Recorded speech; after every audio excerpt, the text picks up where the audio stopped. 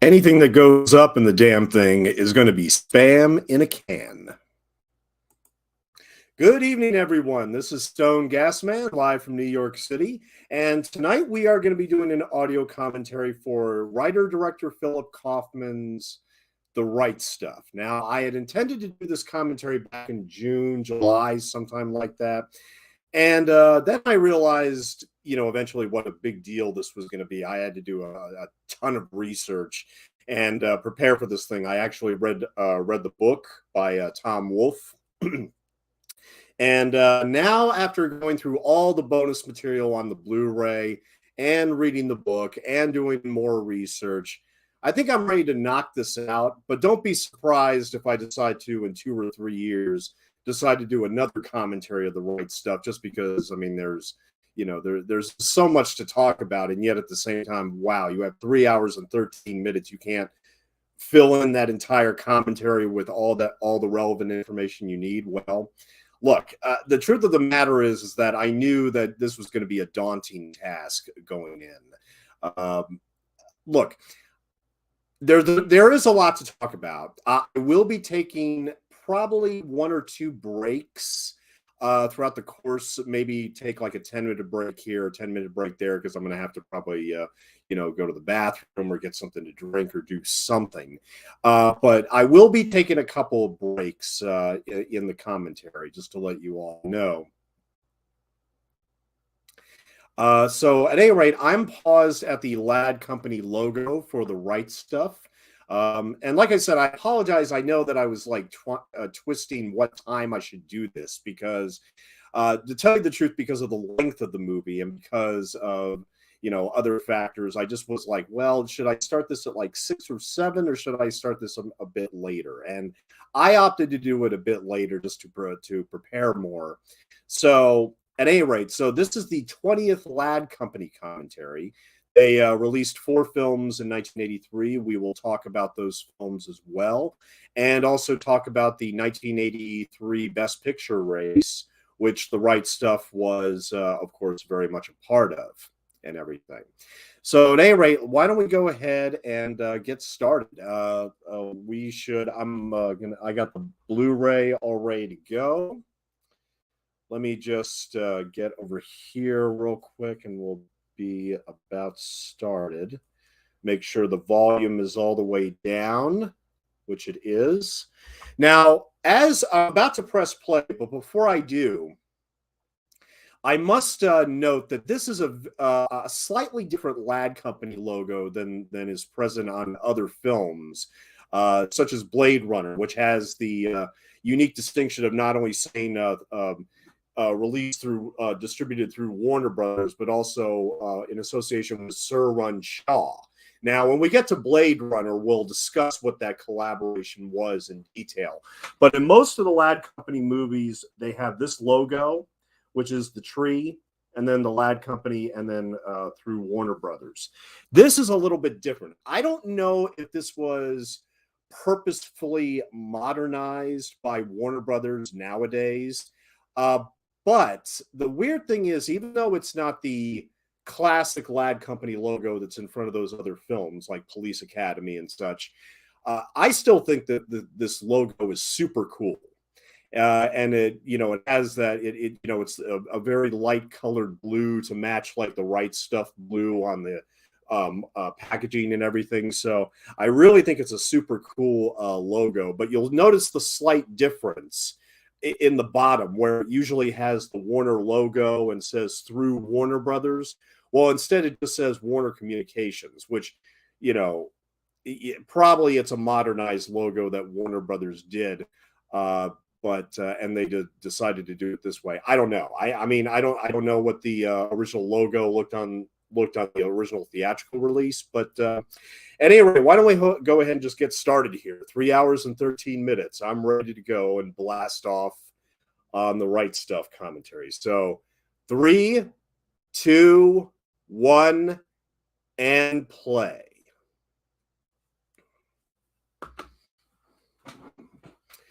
And as you can see, this is the Lad Company logo here in super cool blue.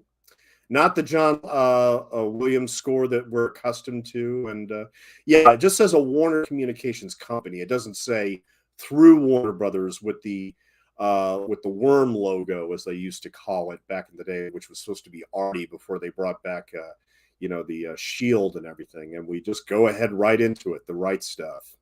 Now, this was based on a novel that was a book that was written in 1979 by Tom Wolfe, which here again I managed to pretty much read the entire book, of course, and I managed to forget about most of it as soon as after I read it, but because there's a lot of information, and it's basically the entire story of the Project Mercury astronauts who were the first American men to go into space. And of course, back in the 1940s and 50s, when we had this this thing called the Cold War with the Soviet Union, and we were bound and determined to beat them to the moon, or as you could say. And but that was this was 20th century. This is 20th century history right here. And the reason why a lot of people like The Right Stuff, I think, more than most other Hollywood films that deal with this type of history, is that it really does come off like a docudrama. It sticks to the facts, it keeps everything grounded, and it really tries to depict these men not just as the larger than life quote unquote heroes that they are, but they're really just men that were able to have a certain quality that the government was looking for, known as the right stuff, that would be able to accomplish this mission of first beating the sound barrier, and then ultimately putting somebody in orbit around the Earth.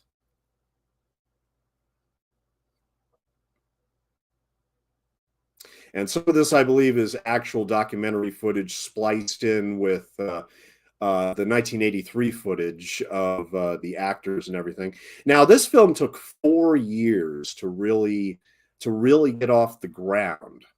And it really just started because of the producers, who were huge fans of the book. And these producers, of course, were Irwin Winkler and Robert Chartoff.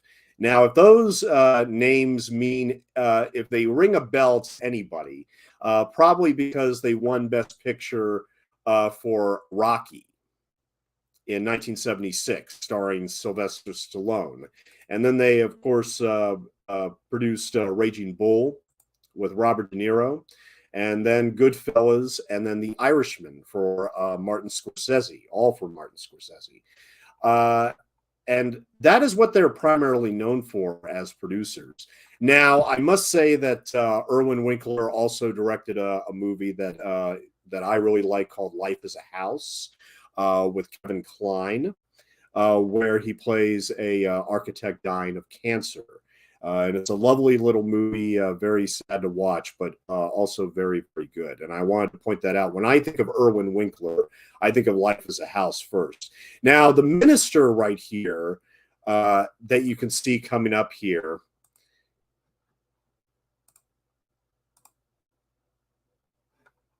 we're going to see him sporadically throughout like the first half hour of the movie, and then he kind of disappears at that point. But this is a minister played by Royal Dano. And Royal Dano, I actually talked about him a little bit earlier on one of my other commentaries, but just as a refresher, he provided the voice of the audio animatronic Lincoln for Walt Disney's Great Moments with Mr. Lincoln attraction at the 1964 World's Fair, as well as Lincoln's voice at the Hall of Presidents attraction at Disney's Magic Kingdom in 1971.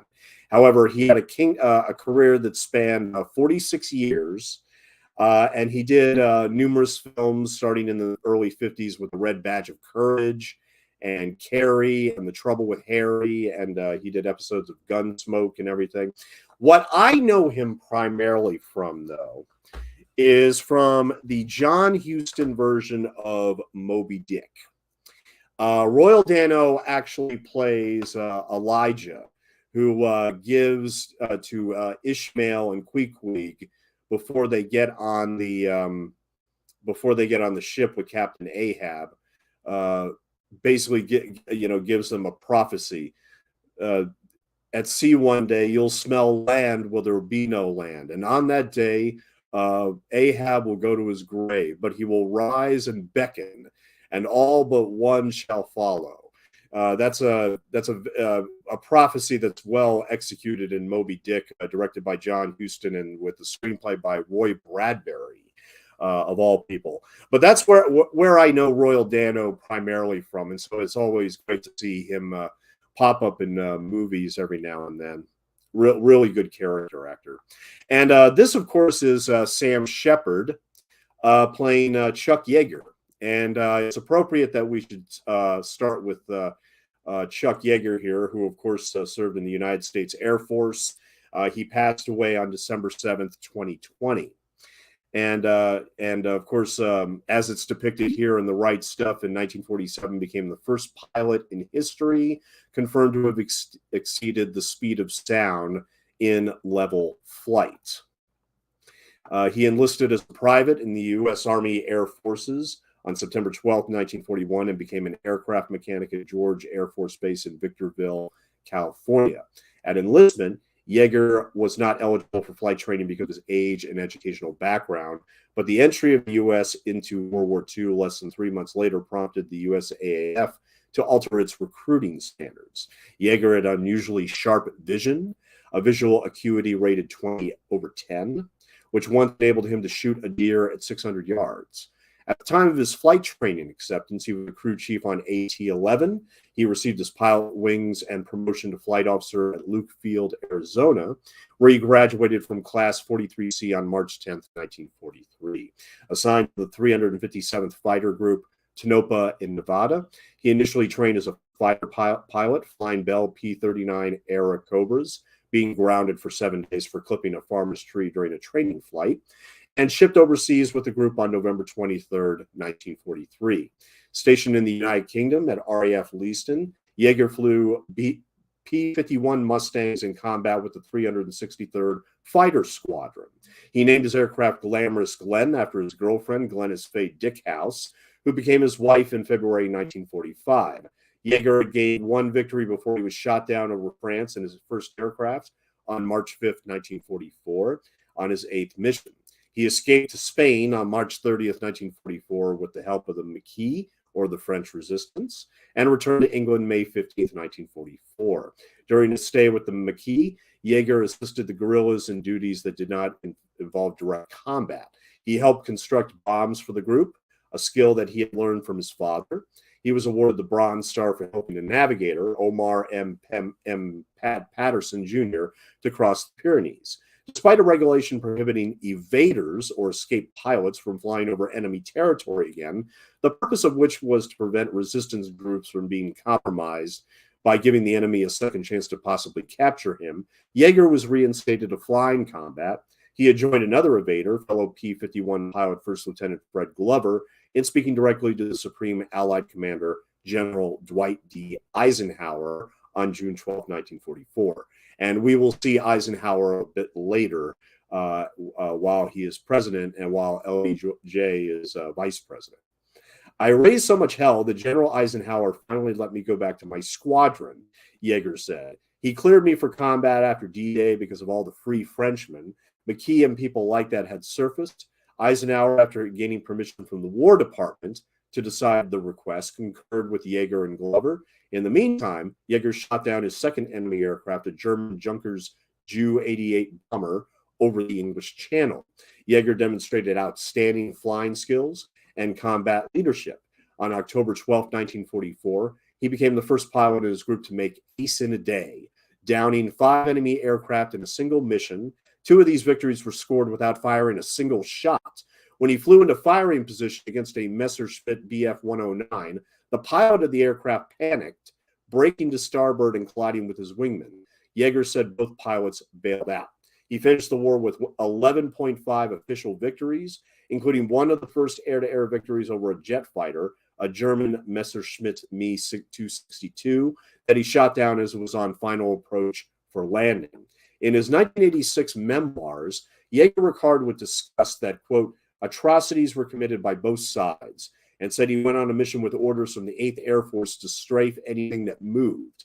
During the mission briefing, he whispered to Major Donald H. Bachke, "If we are going to do things like this, we sure as hell better make sure we are on the winning side," unquote.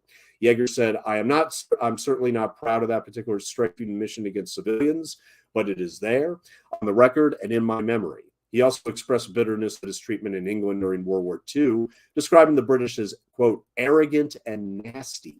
Yeager was commissioned a second lieutenant while at Leiston and was promoted to captain before the end of his tour. He flew his 61st and final mission on January 15th, 1945, and returned to the United States in early February. As an evader, he received his choice of assignments and, because his new wife was pregnant, chose Wright Field to be near his home in West Virginia.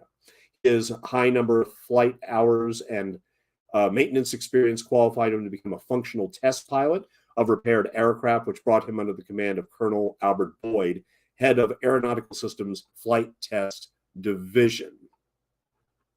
Okay, and just to let everybody know that Chuck Yeager is played by Sam Shepard, a great actor who passed away in 2017. He won 10 Obie Awards for writing and directing, the most by any writer or director. He wrote 58 plays as well as several books of short stories, essays, and memoirs, and received the Pulitzer Prize for Drama in 1979 for his play Buried Child, and was nominated for an Academy Award for Best Supporting Actor for his portrayal of pilot Chuck Yeager in The Right Stuff. He received the Penn Laura Pell's Theater Award as Master American Dramatist in 2009, and New York Magazine described Shepard as the greatest American playwright of his generation. Shepard's plays are known for their bleak, poetic, surrealist elements, black comedy, and rootless characters living on the outskirts of American society. His style evolved from the absurdism of early off-Broadway work to the realism of late plays like Buried Child and Curse of the Starving Class. Among the plays that he started writing in 1964, like Cowboys and The Rock Garden, and eventually he would write other plays like The Tooth of Crime, Geography of a Horse Dreamer, Angel City, Suicide in B-Flat, Tongues, Fool for Love, The War in Heaven, Simpatico, The God of Hell, and Kicking a Dead Horse are among the plays that he has written. And his novels include The One Inside and Spy of the First Person, both published in 2017. And I'm sure you recognize Sam Shepard from many other films. He started in 1970 with Brand X, where he had an unknown extra bit part in that. 1978, he was in Bob Dylan's Reynaldo and Clara. That's supposed to be a very controversial film, which is supposed to be like 4 hours. And Bob Dylan, of course, notoriously has never really released it on physical media.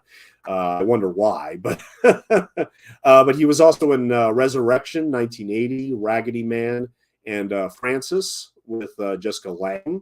After The Right Stuff, he did Country, Crimes of the Heart, Baby Boom, Steel Magnolias, Thunderheart, The Pelican Brief, based on the John Grisham book, Snow Falling on Cedars, All the Pretty Horses, Swordfish, Black Hawk Down, where he played William F. Garrison, The Assassination of Jesse James by the Coward Robert Ford, and The Accidental Husband.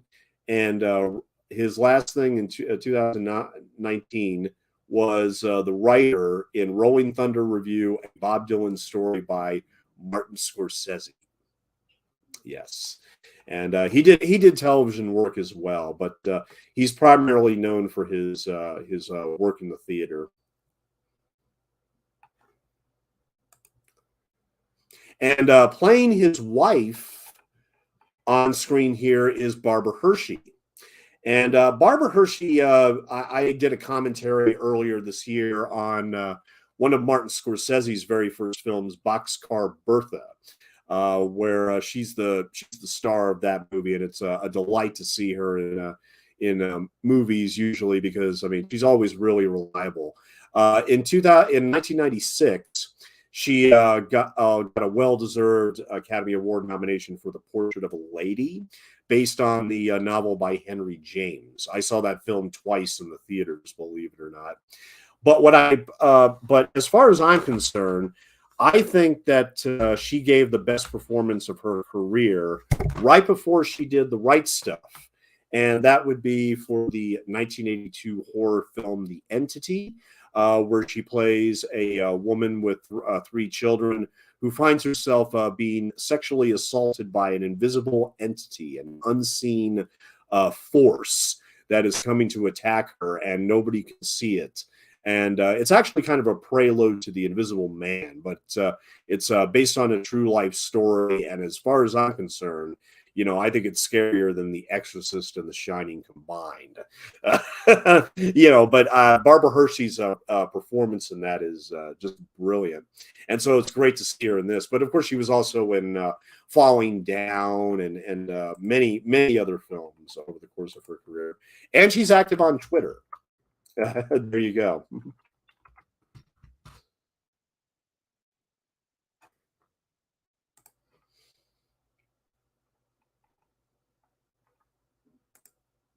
But among the other films that she's made, The Baby Maker, which I recently saw, written and directed by James Bridges, which I watched in preparation for my Mike's Murder commentary. I really enjoyed that. She was also, after Boxcar Bertha, directed by Scorsese, she was in The Stuntman.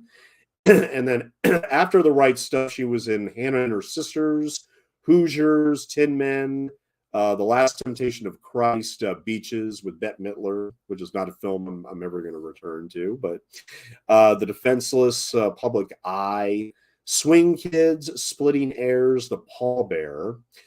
She was in Black Swan, where she played the Queen, the mother to the lead character, played by Natalie Portman. And she just did a film this year called Nine Bullets. Oh, the last big film that she did, she's also part of the Insidious franchise. I haven't been able to get into that horror franchise, but she plays Lorraine Lambert in those films, and she was in the last film called Insidious: The Last Key. So Barbara Hershey's still very much working, but primarily because of the Insidious series, which, like I said, I tried watching like the first one and I didn't really understand what was going on, so I gave up on it. But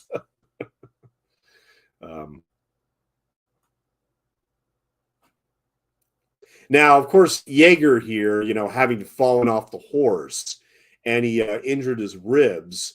Well, now, that's a deficiency in terms of, will he be able to even shut the door of the X1, and everything. But yeah, this all pretty much actually happened, in which, he goes in and he breaks the speed of sound. And just, okay. I wish I took science more seriously in high school, but just to give everybody an idea on what is going on here,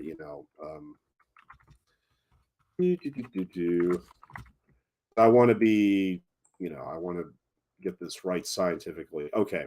Speed of sound is the distance traveled per unit of time by a sound wave as it propagates through an elastic medium. It's in the air is about 343 meters per second, or 1 kilometer, or 1 mile in 4.69 seconds. It depends strongly on temperature as well as the medium through which a sound wave is propagating.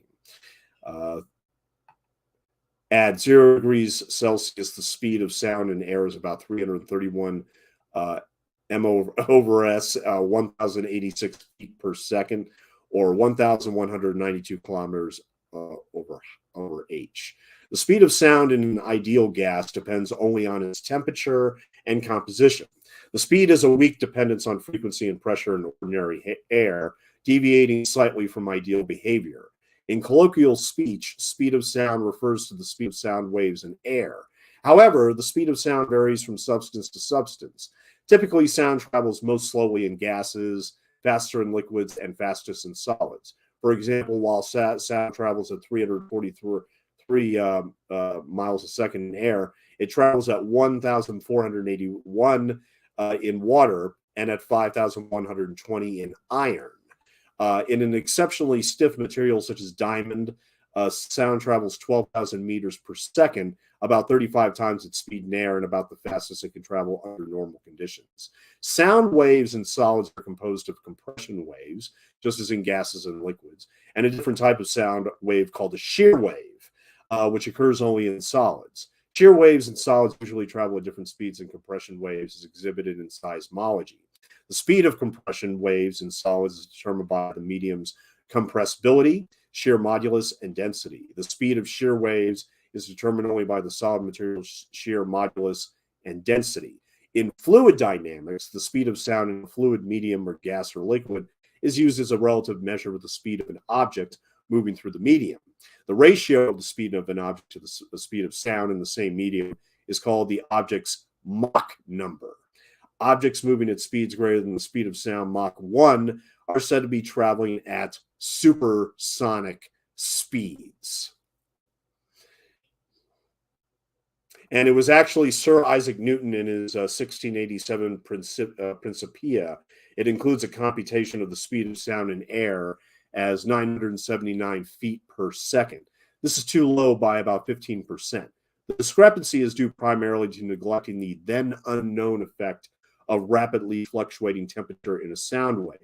In modern terms, sound wave compression and expansion of air is an adiabatic process, not an isothermal process. This error was later rectified by Laplace. During the 17th century, there were several attempts to measure the speed of sound accurately, including attempts by Marin Mersenne in 1630 and Robert Boyle.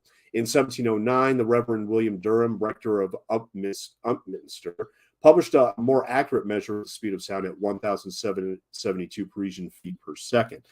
The Parisian foot was 325 millimeters. This is no longer the standard international foot in common use today, which was officially defined in 1959 as 305 millimeters.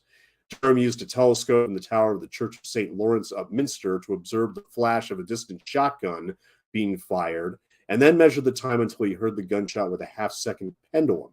Measurements were made of gunshots from a number of local landmarks, including North Ockendon Church. The distance was known by triangulation, thus the speed that the sound had traveled was calculated. And now it should be noted that the Right Stuff won 4 Academy Awards, one of which was for Best Original Score by Bill Conti. And every time his score comes up, it like I said, it's not bombastic. It's very reverent. It's very respectful. It's very soothing. It's a score that, I could, put on a plane, or if I'm restricted in an area where I'm always sitting down, and I put it on and I would get so relaxed, and, he also did the scores for like The Karate Kid and other films directed by John G. Avildsen. So you can see that inspirational twinge in there, but I think it could work, in any circumstances that doesn't involve, this kind of history. It could work in any kind of historical story that doesn't involve the astronauts and going into space and everything. It's a score that could work for probably most other films, and I think that's part of the reason why I think the Academy saw that there was like a universal appeal about it. That very Americana score. But here again, and I don't think it gets to patriotic or jingoistic in any way. I think that it keeps itself relatively restrained and in just honoring these men with all their faults. I mean, with all their flaws and all their faults. What this movie does exceptionally well is honor these men for their accomplishments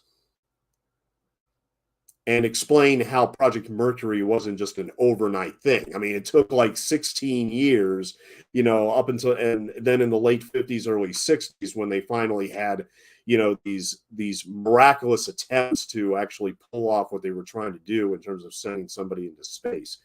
And they managed to accomplish it. And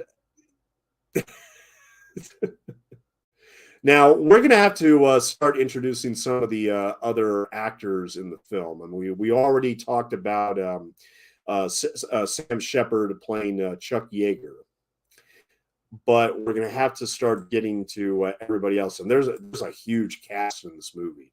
I mean, for a film that has a lot of historical figures, I mean, this one, this is truly an ensemble. And what's interesting is that even though the producers kind of let the actors know you might not want to contact the real people that that this is based on, most of them ended up doing so anyway because they really wanted to get the part, honor these men and get the part as right as they could be.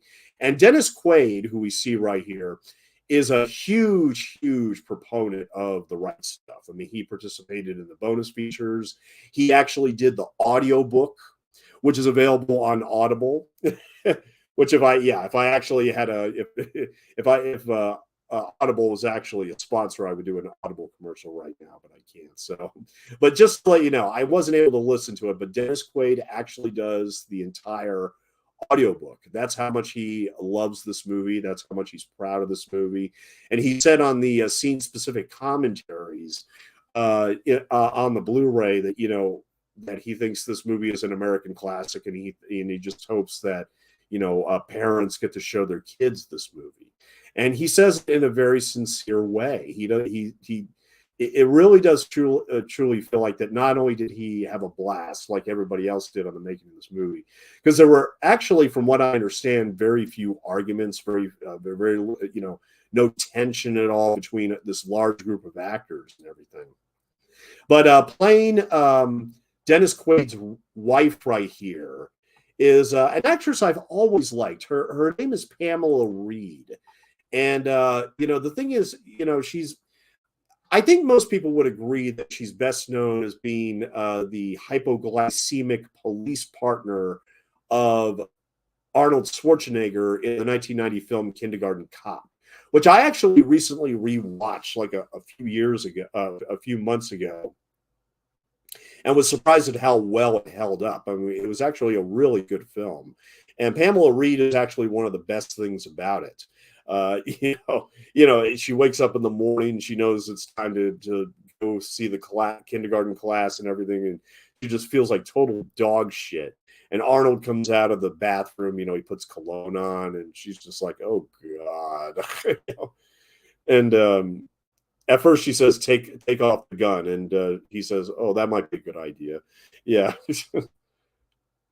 And he says, well, those 6-year-olds, how much trouble can they be? And then she says, no, on second thought, take the gun.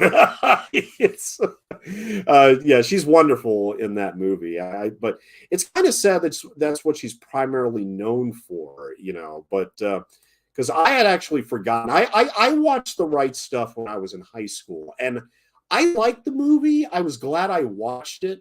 I didn't come away thinking that I was ever going to see it again, to be perfectly honest. I just kind of, not intentionally, but I just kind of forgot that I ever saw The Right Stuff for many, many years. So I had completely forgotten that Pamela Reed was in this movie. But after The Right Stuff, she did The Best of Times with Robin Williams, as well as Chattahoochee, Cadillac Man, also with Robin Williams, passed away, Bob Roberts Jr., Bean. She was in the Mr. Bean movie, which I am actually a huge fan of. And she is still working. She did a movie earlier this year called The Burial, which is a upcoming American courtroom drama directed by Maggie Betts and Doug Wright, based on the real story of lawyer Willie E. Gray and his client Jeremiah Joseph O'Keefe's lawsuit against the Lowen Funeral Company, as documented in the 1999 New Yorker article with the same name by Jonathan Harr. Yeah. And so that has Jamie Foxx, Tommy Lee Jones, Jurnee Smollett, Bill Camp, and of course, Pamela Reed. There's Royal Dano again as the minister there in the corner.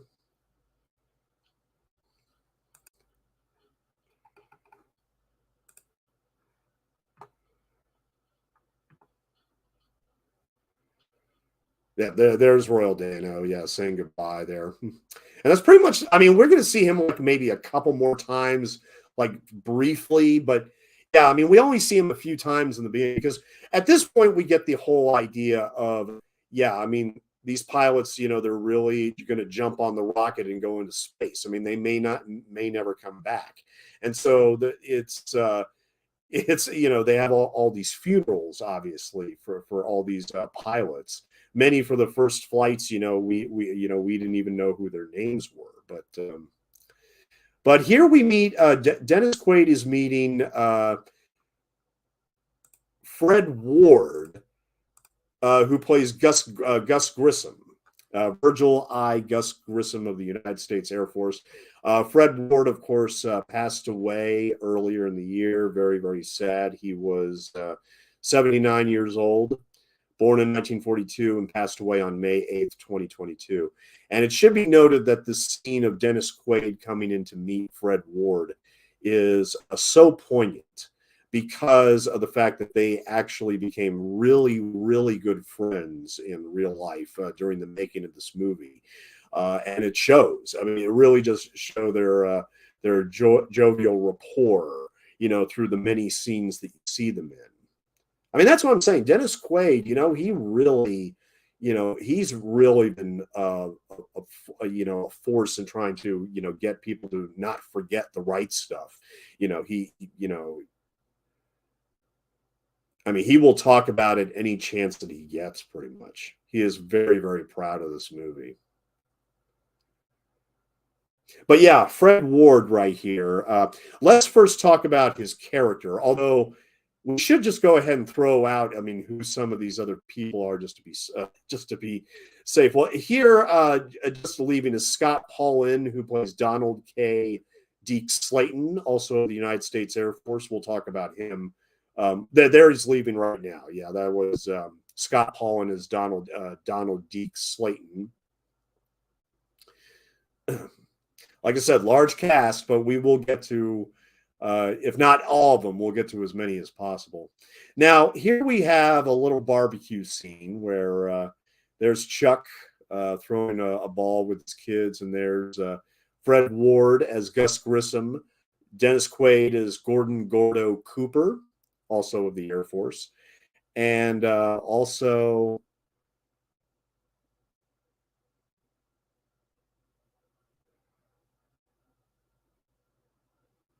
the wives.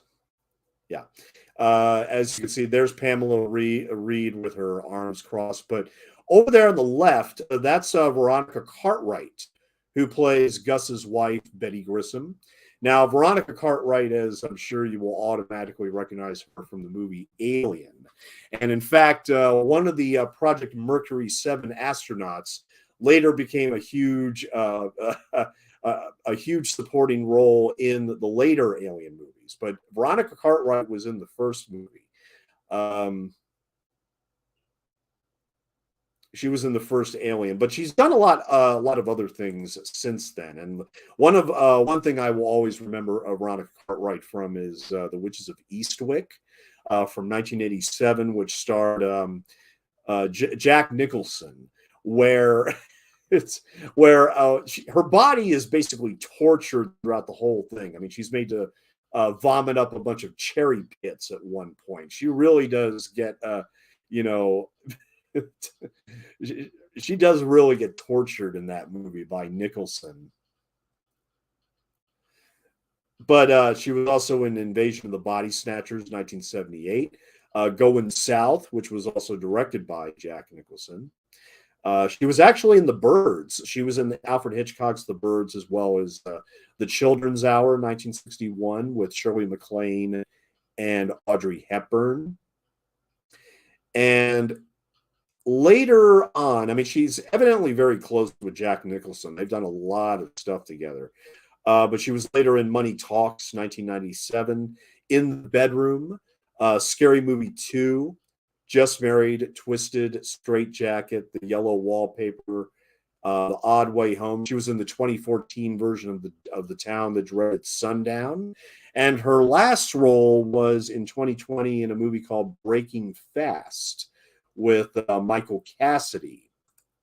But so apparently she's still working. I mean, she's in her early 70s now, and yeah, she still does films from time to time. But She primarily got noticed as a child actress in those films like Children's Hour and The Birds. And then she was able to do these films like Invasion of the Body Snatchers and Lambert and Alien, and ultimately, The Right Stuff and The Witches of Eastwick. And she received 3 Emmy nominations for Primetime Emmy Award, one of which was her role on ER, and 2 of which were on her role in The X-Files. Now, I love that moment where Dennis Quaid raises the hot dog and it's all burned and everything. And of course, his wife starts going back. It's like, oh no. Watching this now, it makes me think of the cosmonaut that got burned to a crisp when he tried to re-enter the atmosphere. I need to share this story with all of you. There's a cosmonaut up in space, circling the globe, convinced he will never make it back to Earth. He's on the phone with Alexei Kosygin, then a high official of the Soviet Union, who is crying because he too thinks the cosmonaut will die. The space vehicle is shoddily constructed, running dangerously low on fuel.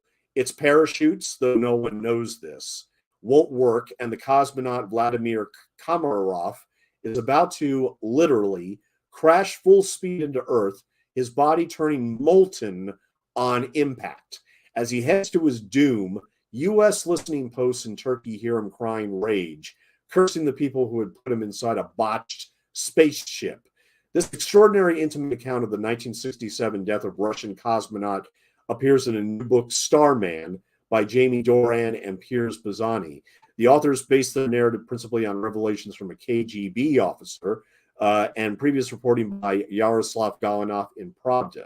This version, if it's true, is beyond shocking.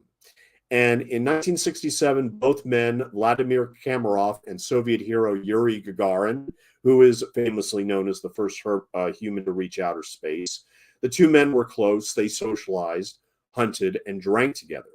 In 1967, they were assigned to the same Earth orbiting mission, and both knew the space capsule was not safe to fly. Komarov told friends he knew he would probably die, but he wouldn't back out because he didn't want Gagarin to die. Gagarin would have been his replacement. The story begins around 1967 when Leonid Brezhnev, leader of the Soviet Union, decided to stage a spectacular mid-space rendezvous between 2 Soviet spaceships. The plan was to launch a capsule, the Soyuz 1, with Komarov inside. The next day, a second vehicle would take off with 2 additional cosmonauts. The 2 vehicles would meet, dock. Komarov would crawl from one vehicle to the other, exchanging places with a colleague, and come home in the second ship. It would be, Brezhnev hoped, a Soviet triumph on the 50th anniversary of the Communist Revolution. Brezhnev made it very clear he wanted this to happen. The problem was Gagarin. Already a Soviet hero, the first man ever in space, he and some senior technicians had inspected the Soyuz 1 and had found 203 structural problems, serious problems that would make this machine dangerous to navigate in space. The mission, Gagarin suggested, should be postponed. The question was, who would tell Brezhnev? Gagarin wrote a 10-page memo and gave it to his best friend in the KGB, but nobody dared send it up to the chain of command. Everyone who saw that memo was demoted, fired, or sent to diplomatic Siberia. With less than a month to go before the launch, Komarov realized postponement was not an option. He met with Rusiev, the now demoted KGB agent, and said, "I'm not going to make it back from this flight." Rusiev asked, why not refuse? According to the authors, Komarov answered, "If I don't make this flight, they'll send the backup pilot instead." That was Yuri Gagarin. Vladimir Komarov couldn't do that to his friend. That's Yura. The book quotes him saying, "And he'll die instead of me. We've got to take care of him." Komarov then burst into tears. On launch day, April 23rd, 1967, a Russian journalist, Yaroslav Galaminov, reported that Gagarin showed up at the launch site and demanded to be put into the spacesuit, though no one was expecting him to fly. Galaminov called this behavior a sudden caprice, though afterwards some observers thought Gagarin was trying to muscle onto the flight to save his friend. The Soyuz left Earth with Komarov on board. Once the Soyuz began to orbit the Earth, the failures began. Antennas didn't open properly. Power was compromised. Navigation proved difficult. The next day, launch had to be canceled, and worse, Komarov's chances for a safe return to Earth were dwindling fast. All the while, U.S. intelligence was listening in. The National Security Agency had a facility at an Air Force base near Istanbul. Previous reports said that U.S. listeners knew something was wrong, but couldn't make out the words. In this account, an NSA analyst identified in the book as Perry Fellwalk described overhearing Komarov tell ground control officials he knew he was about to die. Fellwalk described how Soviet Premier Alexei Kosygin called on a video phone to tell him he was a hero. Komarov's wife was on the call to talk about what to say to their children. Kosygin was crying. When the capsule began its descent and the parachutes failed to open, the book describes how American intelligence, quote, picked up Komarov's cries of rage as he plunged to his death. Yeah. Now, that out of the way, we should talk about Levon Helm right here, who plays Jack Ridley, United States Air Force. He also provides the voiceover at the beginning of the film as well as the end of the film. And here he is flying. He was a drummer and one of the three lead vocalists for the band, which was inducted in the Rock and Roll Hall of Fame in 1994. He was known for his deeply soulful country accented voice, multi-instrumental ability, and creative drumming style. Highlighted on many of the band's recordings, such as The Wait, Up on Cripple Creek, and The Night They Drove Old Dixie Down. I wish I had a copy to show off to everybody, but Martin Scorsese directed The Last Waltz in 1978, which was basically the band's farewell performance to a massive audience in the Winterland Ballroom in San Francisco during Thanksgiving. And of course, they had Bob Dylan showed up. I mean, every musician under the sun who loved the band showed up to help them celebrate this event and everything. And The Last Waltz, I consider it the greatest concert movie of all time. I mean, and to think that Martin Scorsese did not do it for any money. He did it for free. I mean, he did it as a favor to Robbie Robertson, who at the time was leading the band. But if you look at his performances during those songs on The Last Waltz, I mean, it's just exploding. I mean, he's just he was such an amazing musician, very powerful with his voice and everything. But he also played Loretta Lynn's father in Coal Miner's Daughter in 1980, and a Tennessee firearms expert and shooter, and as a General John Bell Hood in The Electric Mist 2009. In 1998, he was diagnosed with throat cancer, which caused him to lose his singing voice. After treatment, his cancer eventually went into remission, and he gradually regained the use of his voice. His 2007 comeback album, Dirt Farmer, earned the Grammy Award for Best Traditional Folk Album in February of 2008. And in November of that year, Rolling Stone magazine ranked him number 91 in its list of 100 greatest singers of all time. In 2010, Electric Dirt, his 2009 follow-up to Dirt Farmer, won the first Grammy Award for Best Americana Album, and a category inaugurated in 2010. In 2011, his live album, Ramble at the Ryman, won the Grammy in the same category. In 2016, Rolling Stone magazine ranked him number 22 in its list of 100 greatest drummers of all time.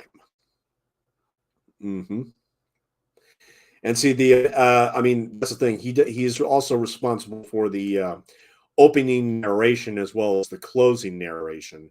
And just to remind everybody of what that narration is, for the opening, there was a demon that lived in the air. They said whoever challenged him would die. Their controls would freeze up, their planes would buffet wildly, and they would disintegrate. The demon lived at Mach 1 on the meter, 750 miles an hour, where the air could no longer move out of the way. He lived behind a barrier through which they said no man could ever pass. They called it the sound barrier. And the closing lines, the Mercury program was over. 4 years later, astronaut Gus Grissom was killed, along with astronauts White and Chaffee, when fire swept through their Apollo capsule. But on that glorious day in May of 1963, Gordo Cooper went higher, farther, and faster than any other American. 22 complete orbits around the world. He was the last American ever to go into space alone. And for a brief moment, Gordo Cooper became the greatest pilot anybody had ever seen. Now, as you will probably recognize, we have here the Mutt and Jeff of the Right Stuff, as these two NASA recruiters sent to find astronaut candidates who provide, a good amount of comedy relief in this movie. And of course, they're played by Harry Shearer and Jeff Goldblum. Now, I'm going to talk about them a little bit later because we're going to get much more of them. But we should talk about Donald Moffat as Lyndon B. Johnson. And here, he was the senator and vice president at the time to Dwight D. Eisenhower, who we will also see very briefly. Now, Donald Moffat, he was a British-American actor with a decades-long career in film and stage, and his acting career began on and off Broadway, included appearances in The Wild Duck and Right You Are If You Think You Are, earning a Tony Award nomination for both, as well as Painting Churches, for which he received an Obie Award. Moffat also appeared in several feature films, including The Thing. What was his character in The Thing? That is a large cast, too. I tend to forget. He was Gary, the station commander. Yeah. Mm-hmm. Yeah, he was. Here he is on screen right here, Lyndon B. Johnson. Mm-hmm.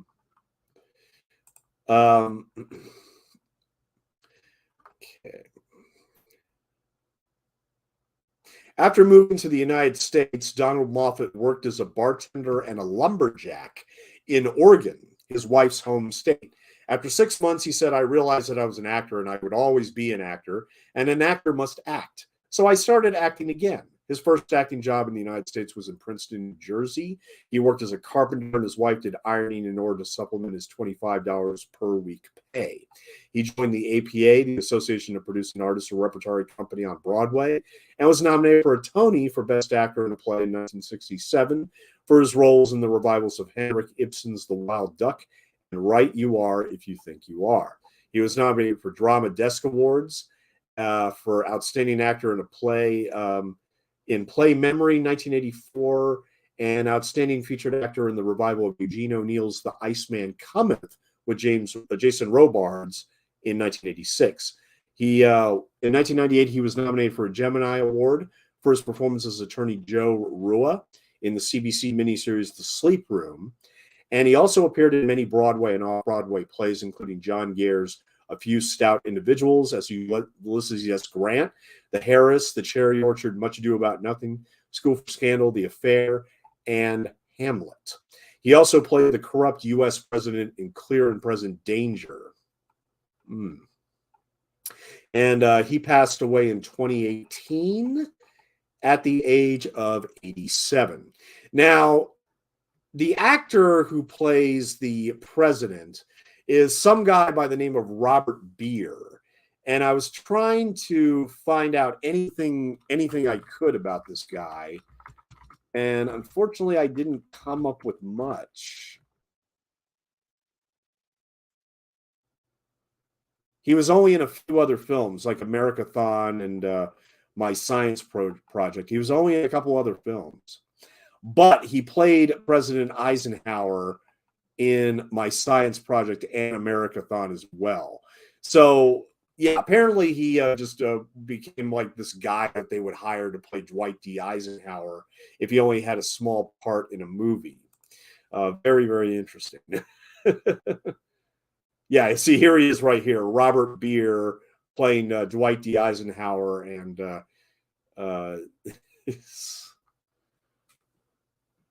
and Donald Moffat is, of course, Vice President Lyndon Johnson, who, of course, would later become president in the 60s after JFK got shot. So let's do a timestamp, shall we?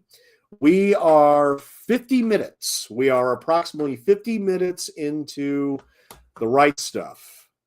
Almost 1 hour done.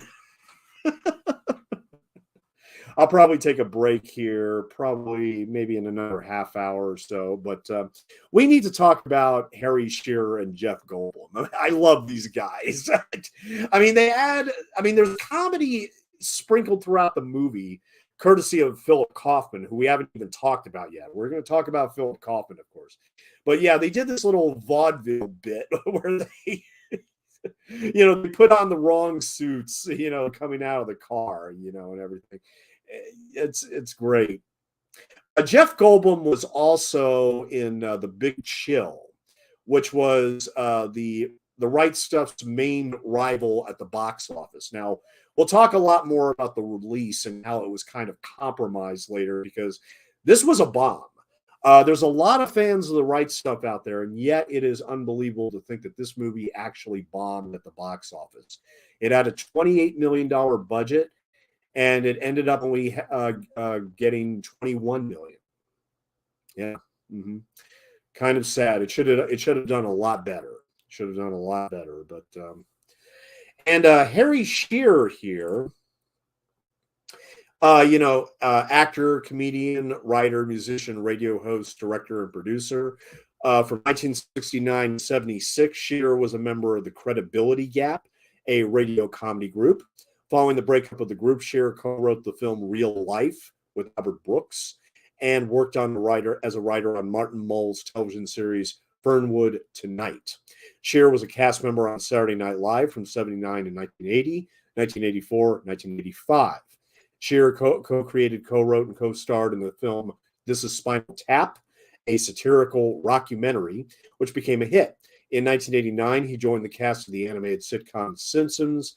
He provides voices for characters including Mr. Burns, Waylon Smithers, Principal Skinner, Ned Flanders, Reverend Lovejoy, Kent Brockman, formerly Dr. Hibbert, and more. Shearer has appeared in films including The Truman Show and A Mighty Wind, and has directed Teddy Bear's Picnic and The Big Uneasy.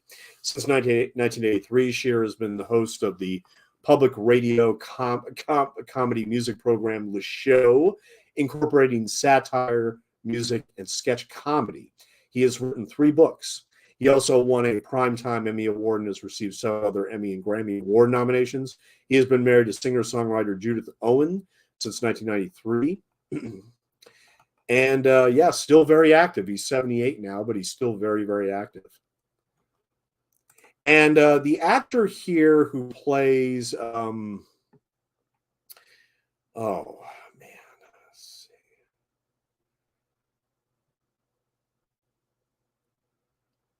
I know this name will pop out at me eventually. There's so many people in this movie. David Clennon. Yeah, he's on the screen right here on the left of Harry Shearer. He plays the liaison man in the film. He's still with us. He's 79 years old. He is known for his portrayal of Miles Drentel in the AC series 30-something, and once again, as his role as a Palmer in the John Carpenter film The Thing. So him and Donald Moffat were both in The Thing as well. And then, of course, you had Veronica Cartwright, who is an alien. And later, we're going to see Lance Henriksen, who appears as Walter Wally Shearer, United States Navy. And he eventually plays in Aliens and Alien Resurrection as Bishop, the robot Bishop. So there you go. So we had 2 actors who were in The Thing and 2 actors that were also in the Alien franchise. 2 very key actors, by the way.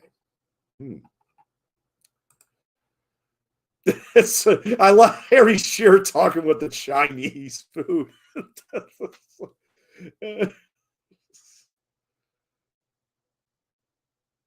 And I like how John Glen is introduced in this movie. Basically on this, this old show.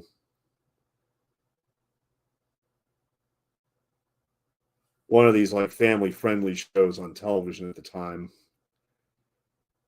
The country's already laughing at us. It's the Cub Scouts of America. Yes.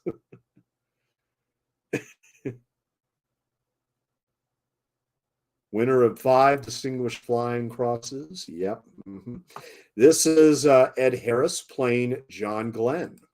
Now, John Glenn, I mean, there's been so much written and talked about on John Glenn. I mean, there's a whole documentary about him on the Right Stuff Blu-ray, which runs about an hour and a half, that was produced for like PBS and everything. So much to talk about him. In fact, the documentary was made in 1998 because he went back into space at the age of 77. But he passed away in 2016 at the age of 95. And he was an American Marine Corps aviator, engineer, astronaut, businessman, and politician. 3rd American in space and the 1st American to orbit the Earth, circling it 3 times in 1962. Following his retirement from NASA, he served from 1974 to 1999 as a Democratic United States Senator from Ohio.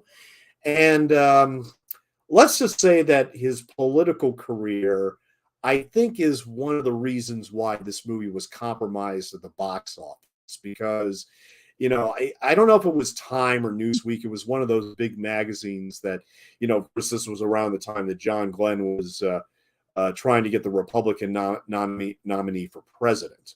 And so they did like this article where it says, like, can a movie make a president? And it was actually, you know, Fred Ward on the documentaries who said, well, look, I mean, the thing is, that whole thing that John Glenn was doing, it had nothing to do with the movie, really. And that's one of the things that I have to give Philip Kaufman a lot of credit for, is that, you know, he simply tells all these events in what brings together the 7 astronauts of the Project Mercury program. And he avoids politics and jingoism as much as possible, you know, but he decides to honor these men as they were, you know, obvious flaws and all. And that's what I really liked about this movie, is that it didn't sugarcoat anything, but actually stayed true to what actually happened in terms of all the events. Before joining NASA, Glenn was a distinguished fighter pilot in World War II, the Chinese Civil War, and the Korean War. Shot down 3 MiG-15s and was awarded 6 Distinguished Flying Crosses and 18 Air Medals. In 1957, he made the first supersonic transcontinental flight across the United States. His onboard camera took the first continuous panoramic photograph of the United States. He was one of the Mercury 7 military test pilots, selected in 1959 by NASA as the nation's first astronauts. And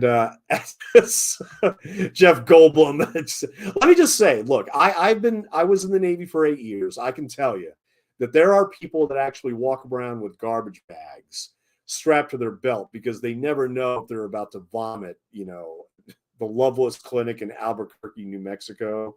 As they go through these series of, you know, insane tests. Why are you doing this to me? And this, of course, is Scott Glenn, who I haven't talked about yet, who plays Alan Shepard. And Alan Shepard, he was an astronaut, naval aviator, test pilot, and businessman. He became the second person and the first American to travel into space. And in 1971, he walked on the moon. A graduate of the United States Naval Academy at Annapolis, Shepard saw action with the Surface Navy during World War II. He became a naval aviator in 1946 and a test pilot in 1950. He was selected as one of the original NASA Mercury 7 astronauts in 1959. And in May 1961, he made the first crewed Project Mercury flight, Mercury Redstone 3, in a spacecraft he named Freedom 7. His craft entered space but was not capable of achieving orbit. He became the second person and the first American to travel into space and the first space traveler to manually control the orientation of his craft. In the final stages of Project Mercury, Shepard was scheduled to pilot the Mercury Atlas 10, which was planned as a 3-day mission. He named Mercury spacecraft 15B Freedom 7-2 in honor of his first spacecraft, but the mission was canceled.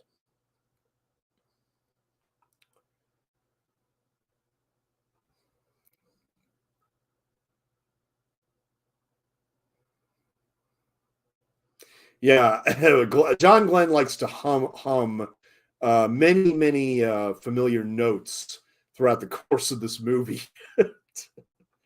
There is some very familiar notes.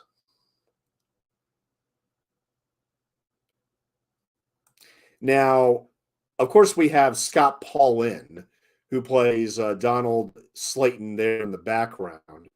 And oh, actually, I should mention real quick, one of my favorite smaller performances in this film is played by this football player who just appeared, wheeling him in. Where is he?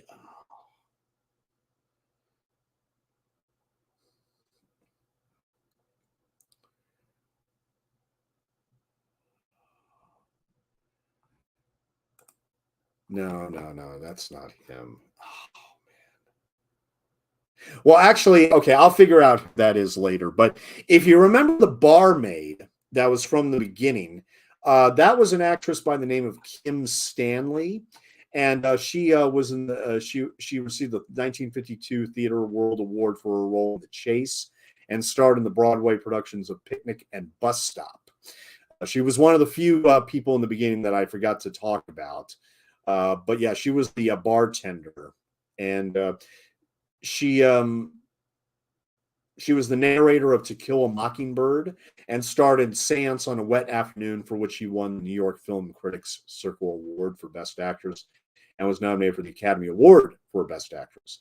She was less active during the remainder of her career. Two of her later film successes were as the mother of Frances Farmer and Frances, and she received another nomination for Best Supporting Actress for The Right Stuff as Pancho Barnes.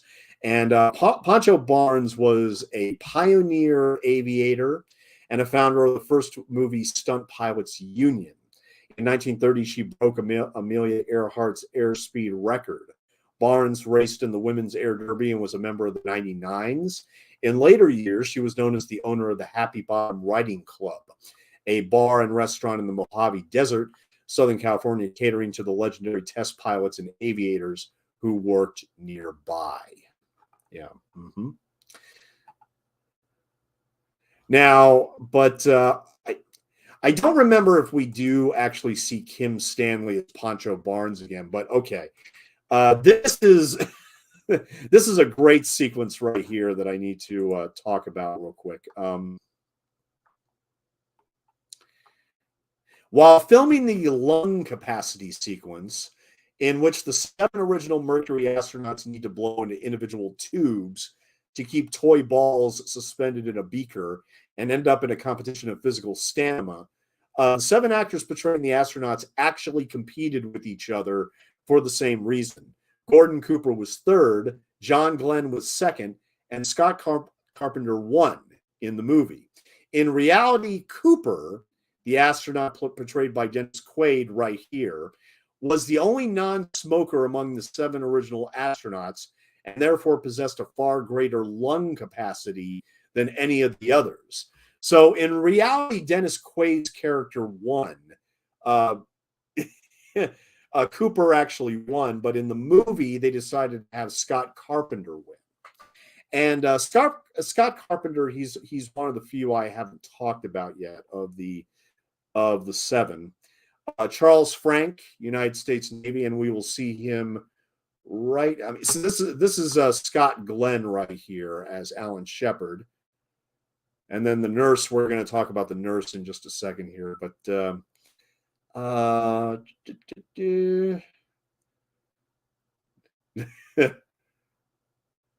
93 seconds. Read it and weep. So yeah, in reality, Gordon Cooper actually won this competition, even though we have Scott Carpenter there, played by Charles Frank, across from Ed Harris, who plays John Glenn.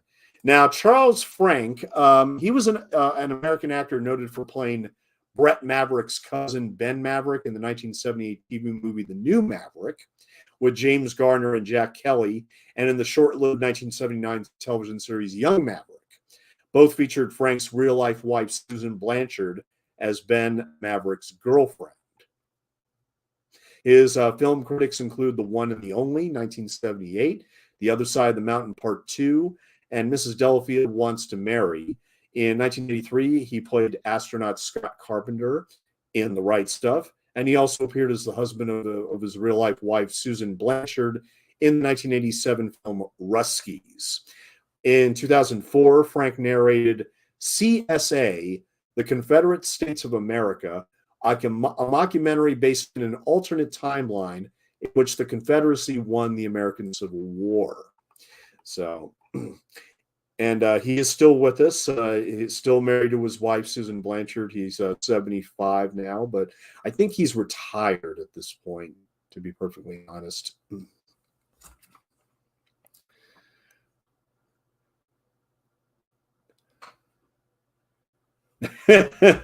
Yeah, I think we're going to take a break after the press conference, because that's kind of like the perfect point to, I think, take a break is right after the press conference. But the nurse right here, this is an actress by the name of Jane Dornacker, who has a very sad story. She was an American rock musician, an actress, comedian, and traffic reporter.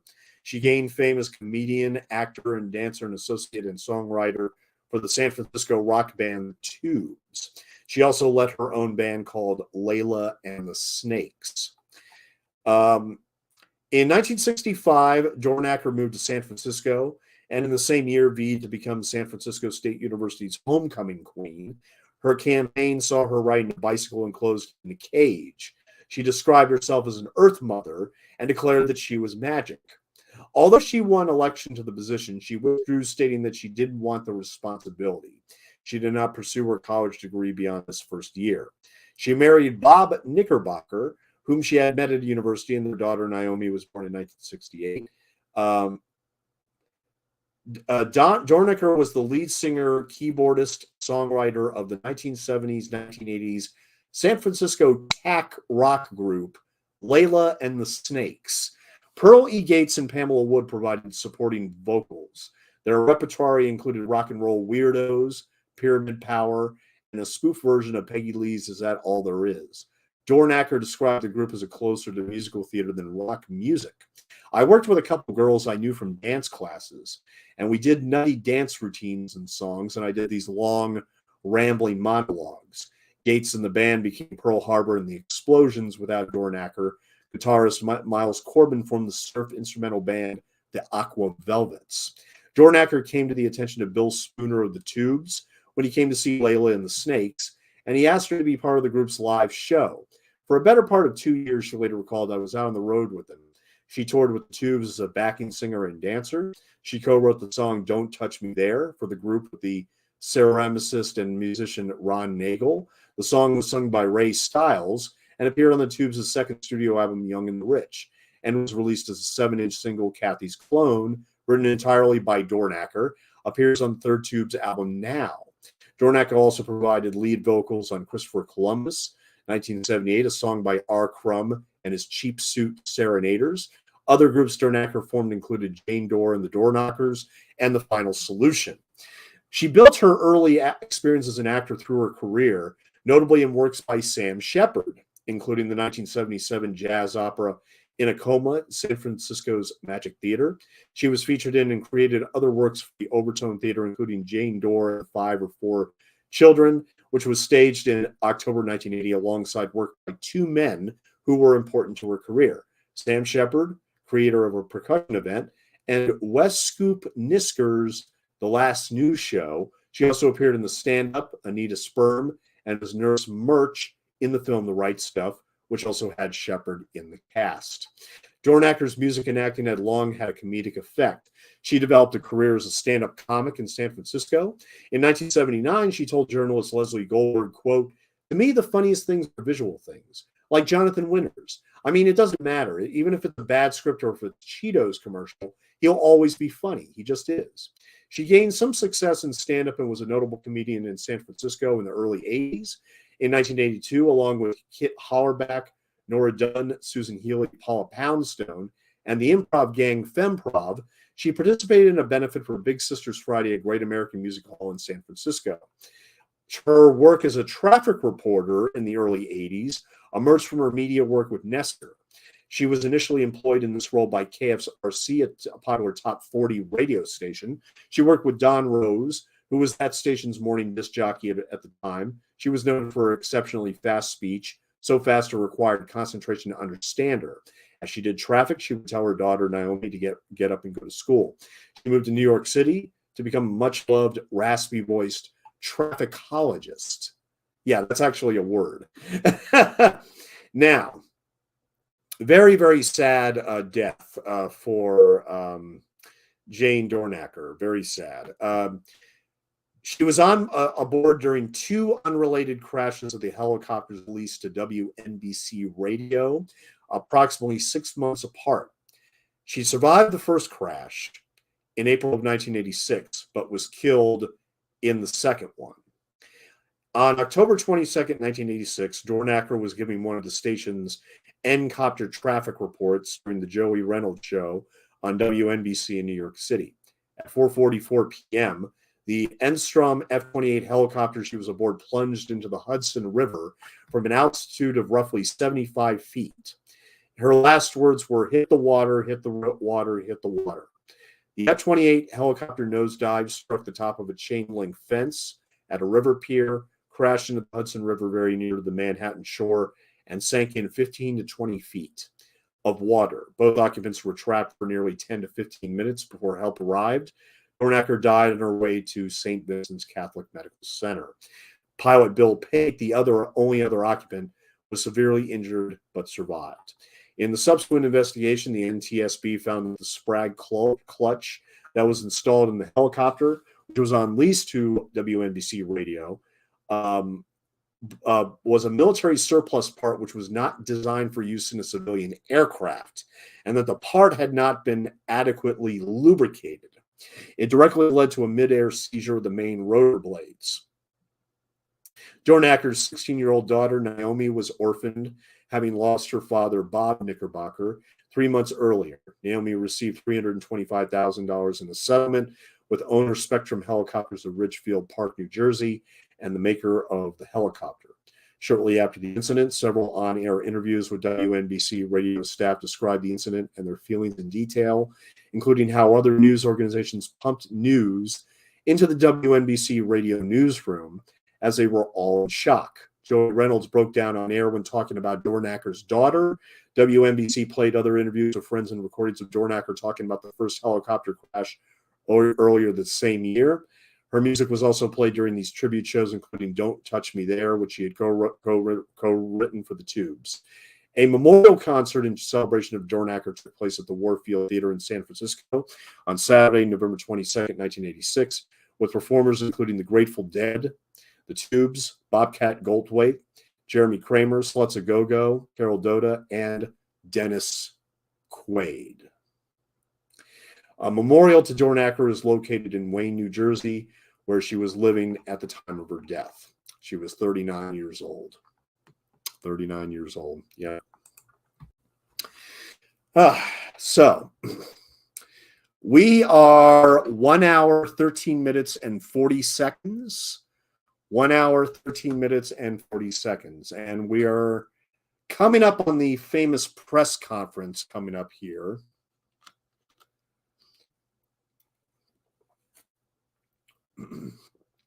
After some more authentic military training videos.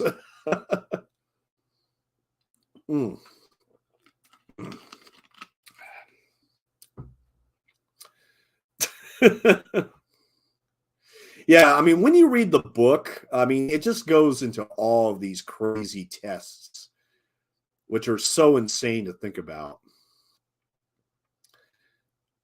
I mean, these guys are literally being trained to fly on rockets. Yep.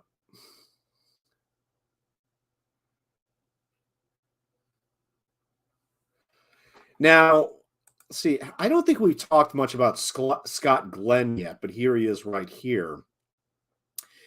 He's still with us. He was in Nashville, 1975, directed by Robert Altman. Then after The Right Stuff, he was in Silverado with Kevin Costner. Captain Bart Mancuso in Hunt for Red October, Jack Crawford in The Silence of the Lambs, John Adcox in Backdraft, Montgomery Wick in Vertical Limit, Roger in Training Day, Ezra Kramer in The Bourne Ultimatum, and Kevin Garvey Sr. in The Leftovers, and as Stick in both Daredevil and The Defenders. Mm-hmm. I also know him. He did a movie right before The Right Stuff called Personal Best, which is actually really good about these two women who are training for the Olympic Games, and they have a lesbian relationship. And Scott Glenn actually plays their coach. A great performance in that movie as well. His first film, believe it or not, was The Baby Maker, with with Barbara Hershey that we talked about earlier, and in even more detail on my Mike's Murder commentary. He was also in Apocalypse Now. He played Captain Richard M. Colby, as well as More American Graffiti. He played Newt. Urban Cowboy, where he played Wes Hightower. And he was also in The Keep, The River, Wild Geese 2, Miss Firecracker. And I mentioned Silence of the Lambs and Backdraft. He was also in Courage Under Fire, really underrated Denzel Washington movie. Absolute Power with Clint Eastwood. The Virgin's Suicides, Vertical Limit, Bourne Ultimatum. He was in W. He played U.S. Secretary of Defense Donald Rumsfeld in W. And he was also Christopher Chinnery in Secretariat. He was also in Sucker Punch, The Paperboy, The Bourne Legacy, The Barber. And his last film was in 2020 called Greenland, starring Gerard Butler and Hope Davis.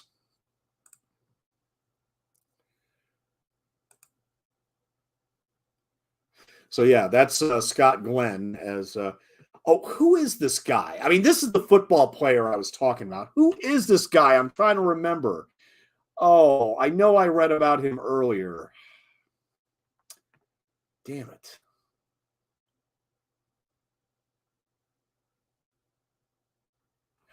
Gonzalez, that's his name. His character's name is Gonzalez, played by Anthony Munoz. But I think he'll be back, so we'll talk about him later. So, but here is the famous press conference from April of 1959, where all of the Mercury astronauts will be showcased to the public and the press for the very first time in their intention to get a man into space. There are all the wives right there. Yeah, I was going to mention also real quick that Louise Shepard, Scott Glenn's wife, Alan Shepard's wife, played by a very good actress named Kathy Baker. Not the Kathy Baker that you're thinking of from Misery. There's another actress called Carol Baker, or Kathy Baker. Yeah, Kathy Baker. Mm-hmm. And she was in numerous other films like Edward Scissorhands, where she actually tries to seduce Johnny Depp when he has these scissors. The Cider House Rules, Cold Mountain, the Jane Austen Book Club, Take Shelter, Saving Mr. There she is in the middle of the wives right there. Like I said, huge cast in this film, huge cast. And there's Lance Henriksen as Walter Wally Shira, all the way down at the right. Holy shit. Like I said, Dennis Quaid and Fred Ward, you could really, truly tell that they were just the best of friends when they were making this movie. But it looks like Jeff Goldblum and Harry Shearer got along together really well as too. So.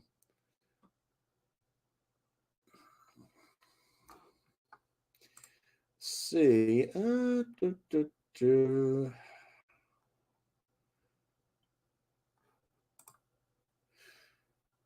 So yeah, this is the famous press conference.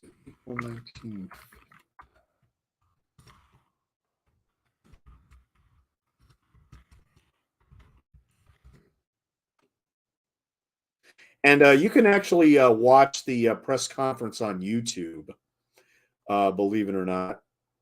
But let's see. looking for something here.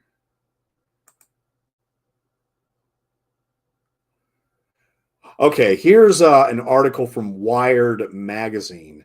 April 9th, 1959, America meets its 7 original astronauts. John Glenn, Alan Shepard, Gordon Cooper, Scott Carpenter, Gus Grissom, Wally Schirra, and Donald D. Slayton. Project Murray was the first, dubbed Mercury 7 by the press.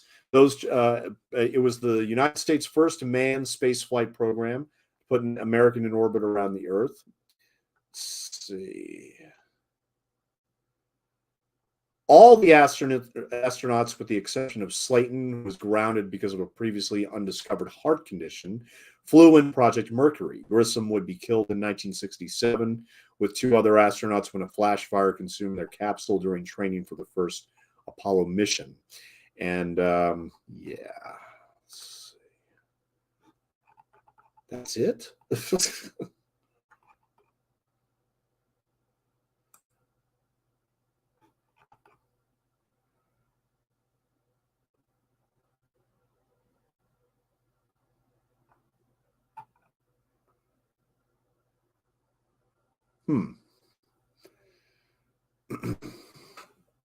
So I think that we should now talk about the writer and director of The Right Stuff. And I know seriously, where are we now? We're 1 hour, 22 minutes into The Right Stuff.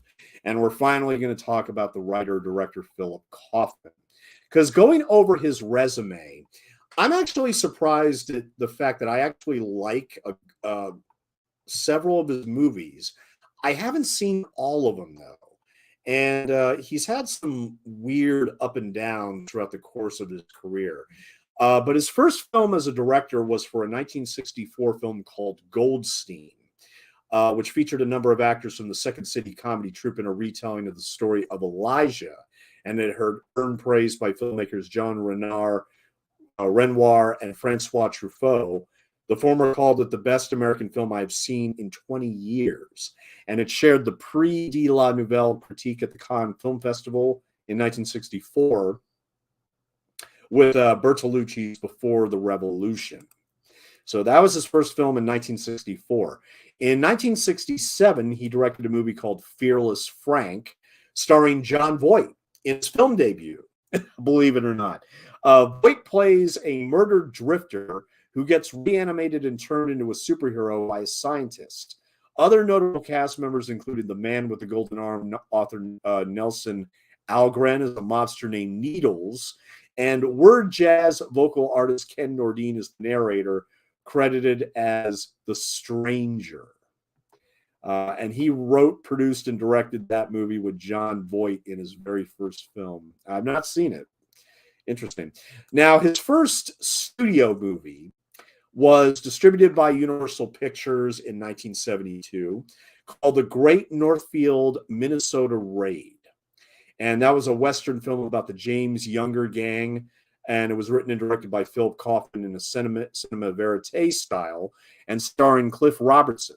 The film purports to recreate the James Younger gang's most infamous escapade, the September 7th, 1876 robbery of the biggest bank west of the Mississippi in Northfield, Minnesota.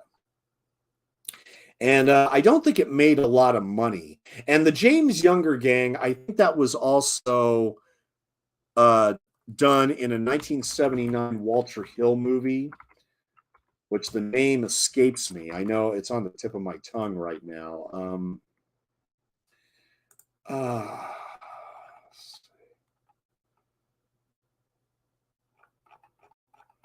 Oh, no. 1980. That's right. He made the movie in 1980. But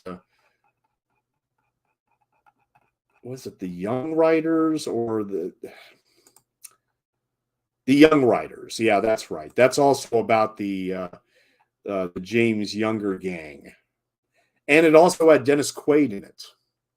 Yeah, I had to make that connection right there. I remember that. So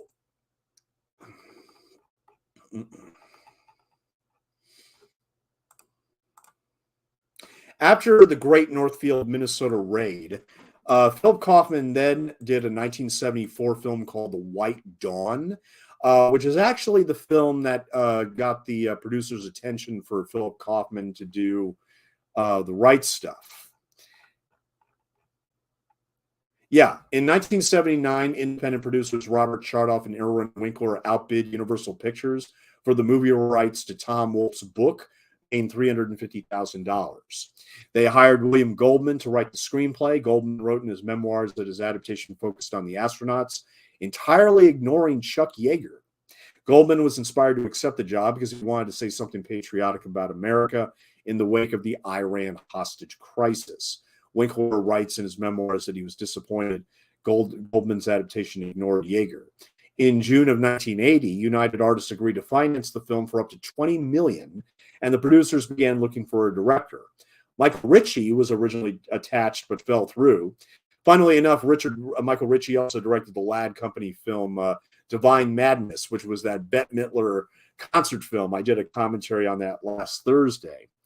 And John G. Avildsen, who directed Rocky and Karate Kid, was also attached. And it would have reunited Avildsen with both producers, as well as a fourth Rocky veteran, composer Bill Conti. Ultimately, Chartoff and Winkler approached director Philip Kaufman, who agreed to make the film, but did not like Goldman's script. Kaufman disliked the emphasis on patriotism and wanted Yeager put back in the film. Eventually, Goldman quit the project in August 1980, and United Artists pulled out. When Wolfe showed no interest in adapting his own book, Kaufman wrote a draft in 8 weeks.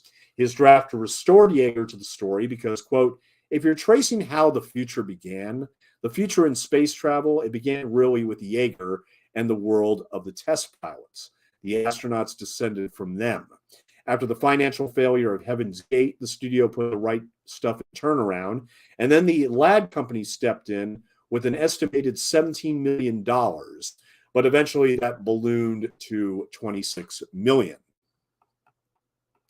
Actor Ed Harris, who we see right here, he auditioned twice in 1981 for the role of John Glen.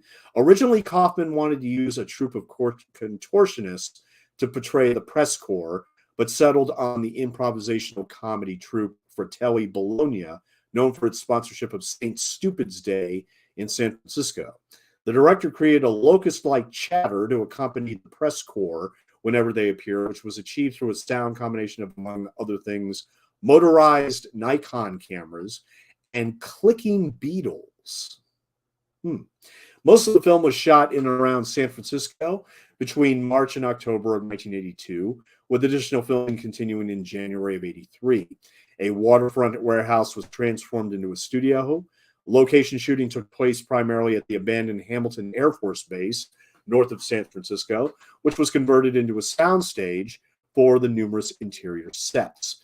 No location could substitute for the distinctive Edwards Air Force Base landscape, so the entire production crew moved to the Mojave Desert to shoot the opening sequences that framed the story of the test pilots at Muroc Army Airfield, later Edwards Air Force Base. Additional shooting took place in California City in early 1983. During the filming of a sequence portraying Chuck Yeager's ejection from an NF-104, stuntman Joseph Speck, a former Green Beret, was killed when he failed to open his parachute because he may have been unconscious from smoke. In 1982, the iconic scene of the wives of the astronauts watching the television broadcast was filmed on military housing in Novato, California. Yeager was hired as a technical consultant on the film. He took the actors flying, studied the storyboards and special effects, and pointed out the errors. To prepare for their roles, Kaufman gave the actors playing the 7 astronauts an extensive videotape collection to study. The effort to make an authentic feature led to the use of many full-size aircraft, scale models, and special effects to replicate the scenes at Edwards Air Force Base and Cape Canaveral Air Force Station. Special visual effects supervisor Gary Gutierrez said the first special effects were too clean for the desired dirty, funky, early NASA look. So Gutierrez and his team started from scratch, employing unconventional techniques like going up a hill with model airplanes on wires and fog machines to create clouds, or shooting model F-104s from a crossbow device and capturing their flight with up to 4 cameras. Avant-garde filmmaker Jordan Belson created the background of the Earth as seen from high-flying planes and from orbiting spacecraft. Kaufman gave his 5 editors, 5 editors, and they all won Academy Awards for their work on The Right Stuff. Gave the 5 editors a list of documentary images he needed, sending them off to search for him from NASA, the Air Force, and Belcraft vaults. They also discovered Russian stock footage, not viewed in 30 years. During production, Kaufman met with resistance from the Ladd Company and threatened to quit several times. In December of 1982, one reel of cut work print of the film that included portions of John Glen's flight disappeared from Kaufman's editing facility in San Francisco's Dog Patch neighborhood. The missing reel of cut work print was never found, but was reconstructed using a black and white duplicate copy of the reel as a guide and reprinting new work print from the original negative, which was always safely in storage at the film lab. Although The Right Stuff was based on historical events and real people, some substantial dramatic liberties were taken. Neither Yeager's flight in the X-1 to break the sound barrier earlier in the film or his later nearly fatal flight in the NF-104 Alpha were spur-of-the-moment, capriciously decided events, as the film seems to imply. They were actually part of the routine testing program for both aircraft. Yeager had already test flown both aircraft a number of times previously and was very familiar with them. Jack Ridley had actually died in 1957, even though his character appears in several key scenes taking place after that. That's the character played by Levon Helm, who, of course, did the narration in the opening as well as the ending of the movie. And his character appears in several key scenes taking place after that, most notably including Yeager's 1963 flight of the NF-104 Alpha. The Right Stuff depicts Cooper arriving at Edwards in 1953, reminiscing with Grissom there about the two of them having supposedly flown together at the Langley Air Force Base, and then hanging out with Grissom and Slayton, including all 3 supposedly being present at Edwards when Scott Crossfield flew at Mach 2 in November 1953. The film shows the 3 of them being recruited together there for the astronaut program in late 57, with Grissom supposedly expressing keen interest in becoming a star voyager. According to their retrospective NASA biographies, none of the 3 were posted to Edwards before 1955. Slayton in 1955 and Grissom and Cooper in 56, and neither of the latter 2 had previously trained at Langley. By the time astronaut recruitment began in late 57 after the Soviets had orbited Sputnik, Grissom had already left Edwards and returned to Wright-Patterson Air Force Base, where he had served previously and was happy with his new assignment there. Grissom did not even know he was under consideration with the astronaut program until he received mysterious orders out of the blue to report to Washington in civilian clothing for what turned out to be a recruitment session for NASA.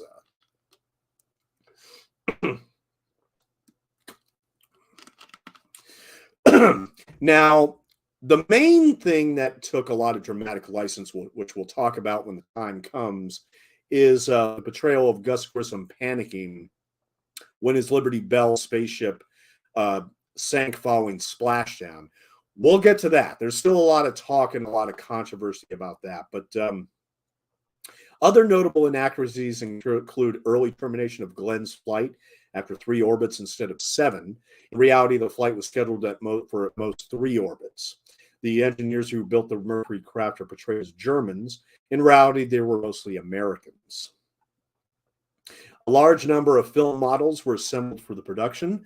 For the more than 80 aircraft appearing in the film, static mock-ups and models were used as well as authentic aircraft of the period. Lieutenant Colonel Duncan Wilmore, United States Air Force, acted as the United States Air Force liaison to the production, beginning his role as a technical consultant in 1980 when pre-production planning had begun. The first draft of the script in 1980 had concentrated only on the Mercury 7, but as subsequent revisions developed the treatment into more of the original story that Wolf had envisioned, the aircraft of the late 40s that would have been seen at Edwards Air Force Base were required. Wilmore gathered World War II-era prop aircraft, including Douglas A-26 Invader, North American P-51 Mustang, North American T-6 Texan, and Boeing B-29 Superfortress. The first group were mainly set dressing on the ramp, while the Confederate Air Force, now renamed the Commemorative Air Force, B-29 Fifi was modified to act as the B-29 mothership to carry the Bell X-1 and X-1A rocket-powered record breakers. Other real aircraft included the early jet fighters and trainers, as well as current USAF and United States Navy examples. The flying aircraft and helicopters included Douglas A-4 Skyhawks, LTV A-7 Corsair II, North American F-86 Sabre, Convair F-106 Delta Dart, McDonnell Douglas F-4 Phantom II, Sikorsky H-34 Choctaw, Sikorsky SH-3 Sea King, Lockheed T-33 Shooting Star, and Northrop T-38 Talon. A number of aircraft significant to the story have been recreated. The first was an essentially static X-1 that at least had to roll along the ground and realistically belch flame by a simulated rocket blast from the exhaust pipes. A series of wooden mock-up X-1s were used to depict interior shots of the cockpit, the mating up of the X-1 to a modified B-29 fuselage, and bomb bay, and ultimately to recreate flight in a combination of model work and live-action photography. The follow-up X-1 Alpha was also an all-wooden model. The U.S. Navy's Douglas D-5582 Skyrocket, that cross-field dueled with Yeager's X-1 and X-1 Alpha, was recreated from a modified Hawker Hunter jet fighter. The climactic fight of Yeager and the Lockheed NF-104 Alpha was originally to be made with a modified Starfighter, but ultimately Wilmore decided the production had to make do with the repainted Luftwaffe F-104G, which lacks the rocket engine of the NF-104. For many of the flying sequences, scale models were produced by U.S. FX studios and filmed outdoors in natural sunlight against the sky. Even off-the-shelf plastic scale models were used for aerial scenes. The X-1, F-104, and B-29 models were built in large numbers, as a number of the more than 40 scale models were destroyed in the process of filming. The blending together of miniatures, full-scale mock-ups, and actual aircraft was seamlessly integrated into the live-action footage. The addition of the original newsreel footage was used sparingly, but to effect to provide another layer of authenticity. Now, this is something that, of course, Tom Wolfe brings up into detail in his book about the chimpanzees that were used as test subjects. And like, this is all hilarious stuff to think that we actually went so far as to take these chimpanzees to be tested before the actual astronauts. Now, if any of you get a chance, you need to check out a documentary called Project NIM, which was based on the real life, quote unquote, experiment that happened in the 1970s. This sleazy university professor at Columbia, he had acquired a baby chimp, which was essentially ripped away from his mother and given to a family who tried to raise it like a human chimp. And then it got ripped away and taken with other people that were going to school him to learn sign language and everything. And, you know, it was just basically all about this university professor's ego in wanting to sleep with university co-eds. And of course, what we have here is a chimpanzee who is really suffering because of this guy's selfishness and everything. And he ended up, in the worst place of all, which was being tested for, numerous diseases like hepatitis and everything until he was eventually rescued. But it's a powerful and very painful story about, how we, exploit different animals just to do these things. And it's terrible.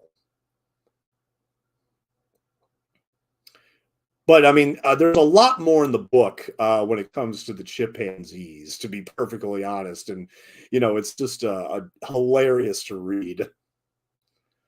No Bucks, no Buck Rogers. Now, this is supposed to be, I guess, Werner von Braun, who is the German scientist who had worked with the Nazis during World War II.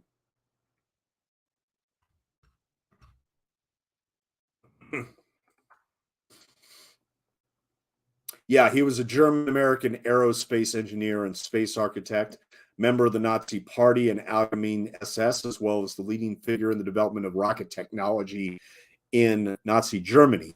and later a pioneer of rocket and space technology in the United States. In 1960, his group was assimilated into NASA, where he served as director of the newly formed Marshall Space Flight Center and as the chief architect of the Saturn V super heavy lift launch vehicle that propelled the Apollo spacecraft to the moon. In 1967, von Braun was inducted into the National Academy of Engineering, and in 1975, he received the National Medal of Science. Von Braun is widely seen as the father of space travel, or the father of rocket science, or the father of the American lunar program. He advocated a human mission to Mars as well. Now, I know his name primarily from, there's been several great movies made about the space race and space programs and everything. One of the best out there is October Sky, which was one of Jake Gyllenhaal's very first movie with Chris Cooper and Laura Dern as a high school teacher, where, you know, in this West Virginia coal mining town, you know, all everybody knows is the coal mine and everything. But Jake Gyllenhaal, who plays Homer Hickam Jr., he sees, you know, Sputnik crossing the sky in 1957. And he realizes that he wants to build rockets. He wants to go into space and everything. And, you know, and the movie actually shows him and his friends banding together and creating these rockets. In fact, when we were seeing the big rockets and the right stuff, you know, slowly crashing and everything and having these accidents left and right, you know, it made me think of that whole sequence in October Sky when they're trying to get just a little bitty little rocket off the ground in this town in West Virginia. Getting all the pictures, the right stuff here. Yep. And I also should recommend Hidden Figures, which came out a couple years ago, which showcases the contributions by a number of African American women when it came to the computers and the mathematics in getting John Glenn out into orbit. Yeah, about African American female mathematicians who worked at NASA during the space race. Stars Taraji P. Henson, Octavia Spencer, Kevin Costner, Janelle Monáe, Kirsten Dunst, and Jim Parsons. Yeah, that came out Christmas Day of 2016. It was a huge hit with the public. I mean, it should have done it. You know, the right stuff should have done Hidden Figure numbers, but but yeah, that movie was nominated for Best Picture as well. And I have it on Blu-ray. I really, really love it.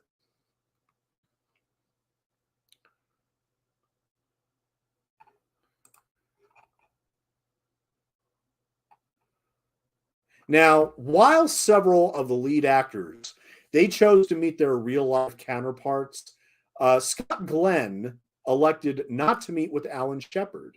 Scott said he wanted to get down Shepard's character and nuances by observation and by hearing other points of view.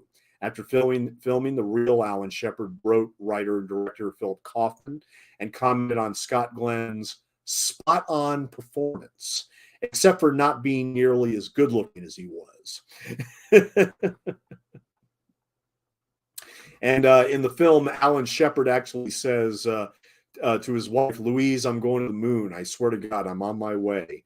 Of the Mercury 7, Alan Shepard was the only one that went to the moon on Apollo 14, becoming the fifth person to walk on the moon and the only person ever to play golf on the moon on February 5th through February 6th of 1971.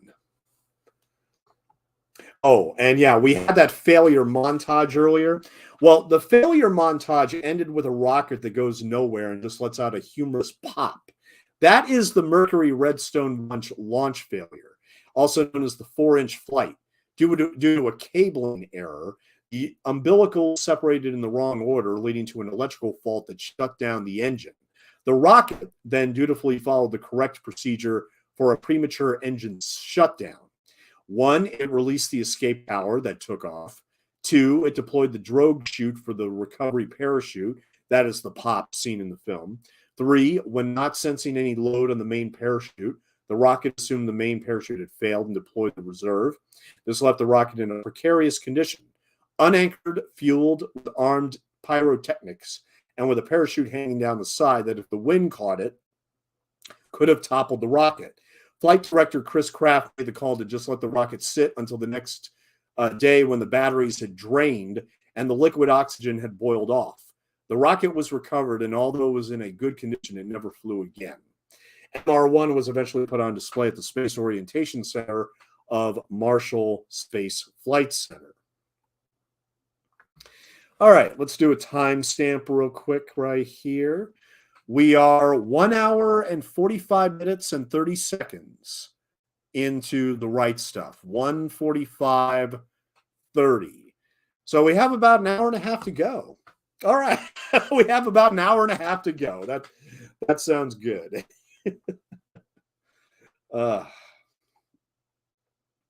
Now, and also, although the producers discouraged the cast from contacting the real people they were portraying, Dennis Quaid actually reached out to Gordo Cooper, and after learning they lived just a few miles from each other, the two became very good friends, and Cooper encouraged Quaid to get his pilot's license.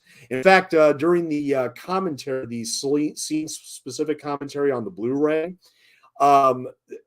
it was, I think it was one of the producers. It was either Kaufman or one of the producers that said that they actually went up in a plane that Dennis Quaid was flying, and even though he had gone up in a plane many times, he was freaking out the whole time with Dennis Quaid being the pilot.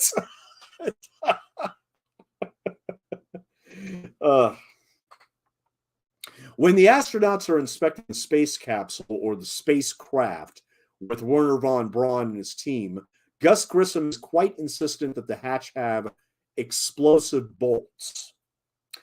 The purpose of explosive hatches is to allow the occupants of the capsule to escape easily. In 1967, while doing a routine test of the Apollo 1 capsule, Grissom and his two companions died when a fire broke out in the cabin. A contributing factor to their deaths was that the hatch was not designed with explosive bolts. During the weekend of April 4th, 1999, Gus Grissom. Oh, yeah, we're going to get to that later. But I think it's now time for me to take a break. I need to go to the bathroom. I need to stretch a little bit. I think we might only do one break as opposed to two. But yeah, I'm going to take about a 10-minute break here, but I promise I will be back.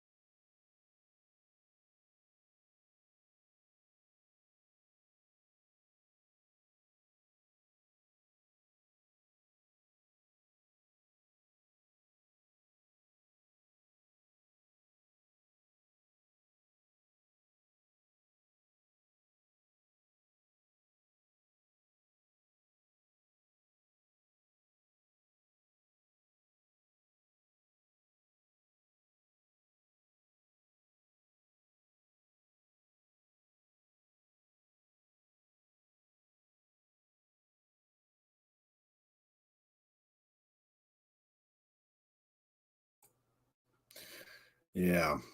Yeah, if anybody deserves a break right now, it's Alan Shepard. He needs a bathroom break. Uh, all right, let's get rid of that break. Okay, yeah. So we'll try to get through the rest of the movie now without a break. Just but see, 1 hour and 54 minutes. We're coming up here on the 1 hour and 54 minute mark. Now, we're about to have the Mercury Redstone 3, also known as the Freedom 7, which happened on May 5th, 1961. Now, Yuri Gagarin, as a lot of people know, was the first man to ever make it into space.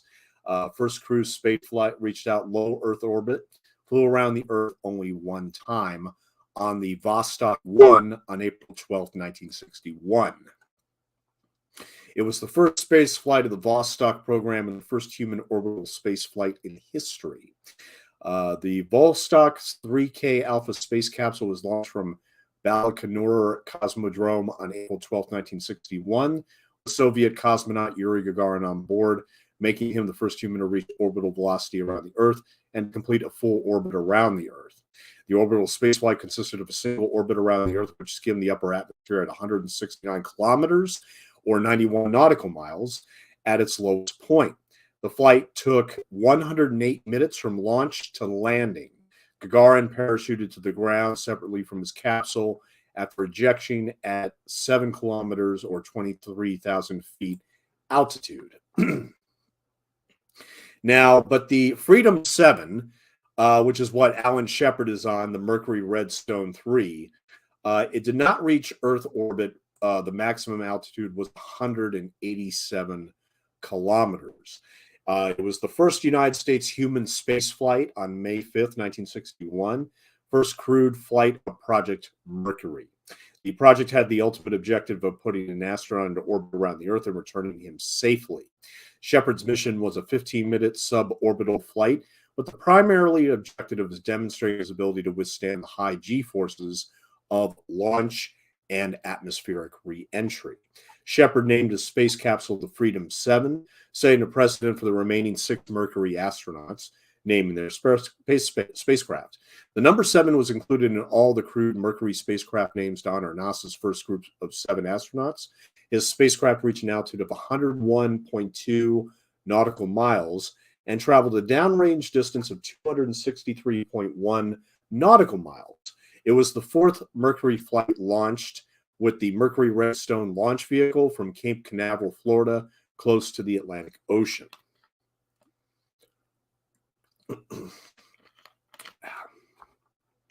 During the flight, Shepard observed the Earth and tested the capsule's altitude control system, turning the capsule around to face its blunt heat shield forward for atmospheric re-entry. He also tested the retro rockets, which would return later missions from orbit, though the capsule did not have enough energy to remain in orbit. After re-entry, the capsule landed by parachute in the North Atlantic Ocean of the Bahamas. Shepard and the capsule were picked up by helicopter and brought to a U.S. Navy aircraft carrier, the USS Lake Champlain. And, of course, they're playing the Navy theme song, "Anchors Away, My Boys." Now, this is something that was done well before Forrest Gump.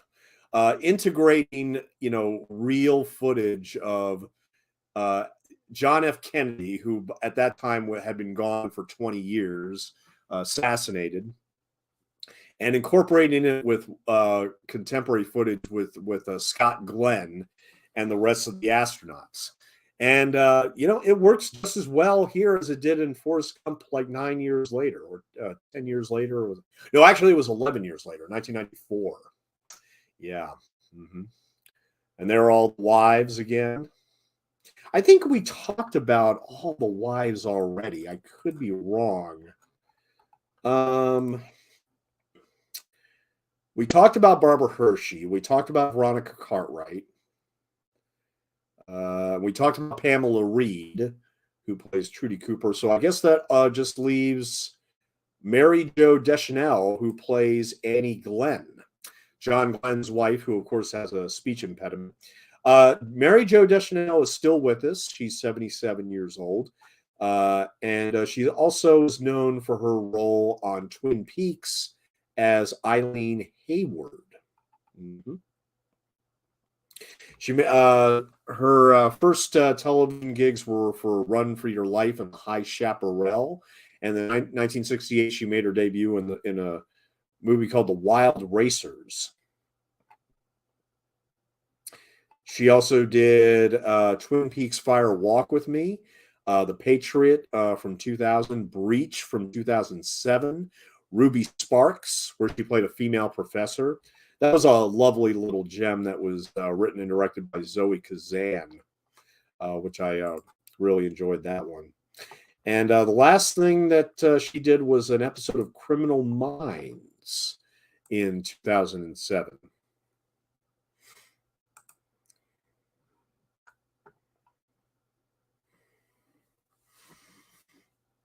And another actor I didn't get a chance to talk about who appeared as Scott Crossfield, the civilian test pilot for the North American Aviation. He's played by an actor by the name of Scott Wilson. And he has many film credits, including In the Heat of the Night, In Cold Blood, The Great Gatsby, Dead Man Walking, Pearl Harbor, and Junebug. He also received a Golden Globe nomination for Best Supporting Actor for his role in William Peter Blatty's The Ninth Configuration from 1980. He played veterinarian Herschel Green on the AMC television series The Walking Dead. And he also had a recurring role on CSI Crime Scene Investigation as casino mogul Sam Braun, as well as the lead role on the Netflix series The OA as Abel Johnson. He also played the last victim of Eileen Wuornos in the serial killer true story Monster, starring Charlize Theron.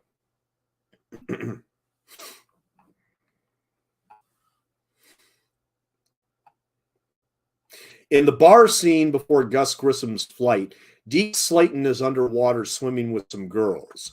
Gordo says, "Go get him, Deke." In reality, Deke couldn't swim, never told anyone. When the astronauts started underwater training at Scott Carpenter's suggestion, Deke sank to the bottom and had to be rescued. He subsequently practiced holding his breath underwater in his kitchen sink, according to his wife, Marge. Mm-hmm. Now we have reached the third flight, the third human space flight, which is Gus Grissom. So we had the first one, which was Yuri Gagarin in 1961, and Alan Shepard 3 weeks later.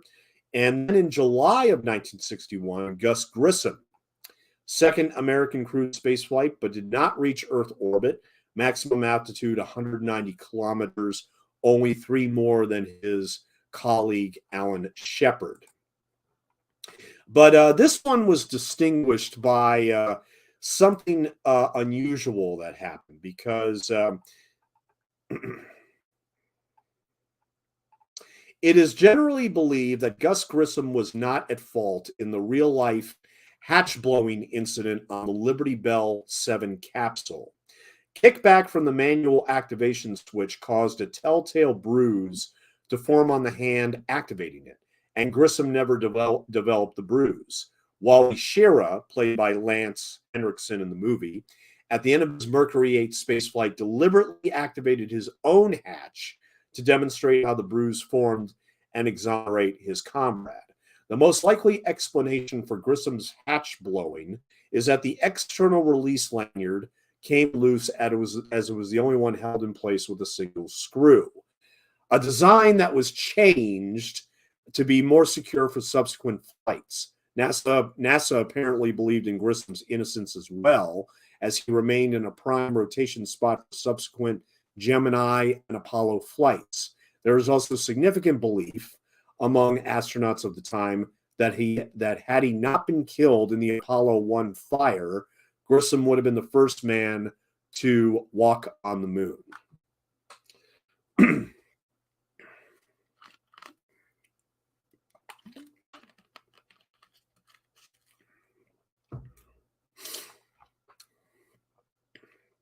During the weekend of April 4th, 1999, Gus Grissom's lost Liberty Bell 7 capsule was located and recovered on the ocean floor 90 miles northeast of the Great Abaco Island in the Bahamas.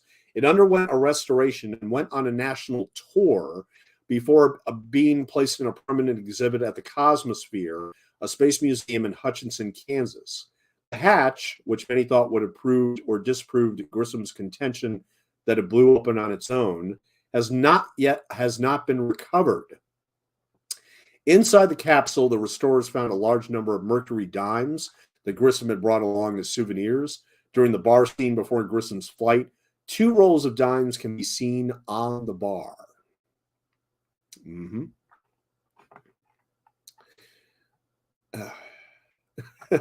Yeah, I found this very interesting. So, yeah, we should talk about, I mean, we're going to get back to Philip Kaufman. I know that we stopped halfway through talking about Philip Kaufman. We're going to go back to him. But I do want to talk about Bill Conti, the composer, now. The original composer was, of all people, John Barry. And he left the film because he found it impossible to understand what Philip Kaufman wanted from the score, citing a meeting where Kaufman described his ideal score as, quote, sounding like you're walking in the desert and you see a cactus and you put your foot on it, but it just starts growing up through your foot. Yeah, I can understand why John Barry would not understand what the hell he was talking about. But luckily, they, wiser heads, I guess you could say, prevailed when it came to the score and said, no, let's make this a traditional, somewhat patriotic score, but not really. Here again, I don't think it's, I don't think it's as patriotic as, like, say, Rocky or something like that.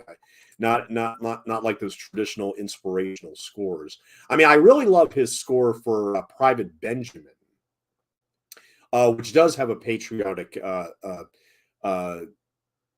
flavor to it, but at the same time, with the right stuff, it just feels very, very restrained. It feels very restrained. It doesn't try to go out of its way to get your attention. It's just beautiful to listen to.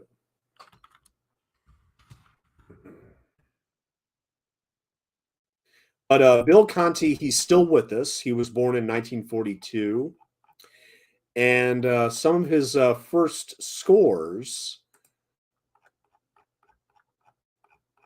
are from the 1970s, where he started out with the Garden of the Finzi Continis, where he did an uncredited score for that.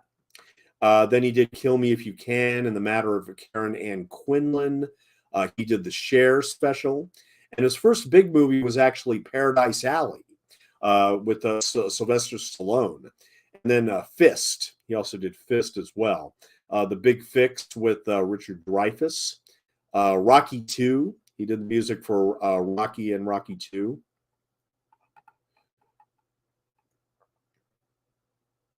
And then Golden Girl, Private Benjamin, The Formula, For Your Eyes Only. In fact, he even composed the song For Your Eyes Only for Sheena Easton, which I particularly love that one. He also composed the score for another great 1983 movie called Bad Boys, which stars Sean Penn, who gets involved in a gang situation, and he ends up in this juvenile detention facility, which is just absolutely horrible. It's one of the gems of 1983 that never gets mentioned anymore, but it's from the director of Halloween 2, Rick Rosenthal, and it stars Sean Penn. And the music is by the great Bill Conti for that. After The Right Stuff, he did Unfaithfully Yours, The Karate Kid, of course, another great favorite. The Bear, Mass Appeal, FX, Big Trouble. He also did The Karate Kid Part 2. And I believe he did Part 3 as well. He did. Yeah. He also did Lean on Me for director John G. Avildsen, as well as Rocky 5. Blood In and Blood Out, The Adventures of Huck Finn, Bushwhacked, Spy Hard, Wrongfully Accused, and he also did he also composed the score for the Godfather video game, from 2006. That's interesting.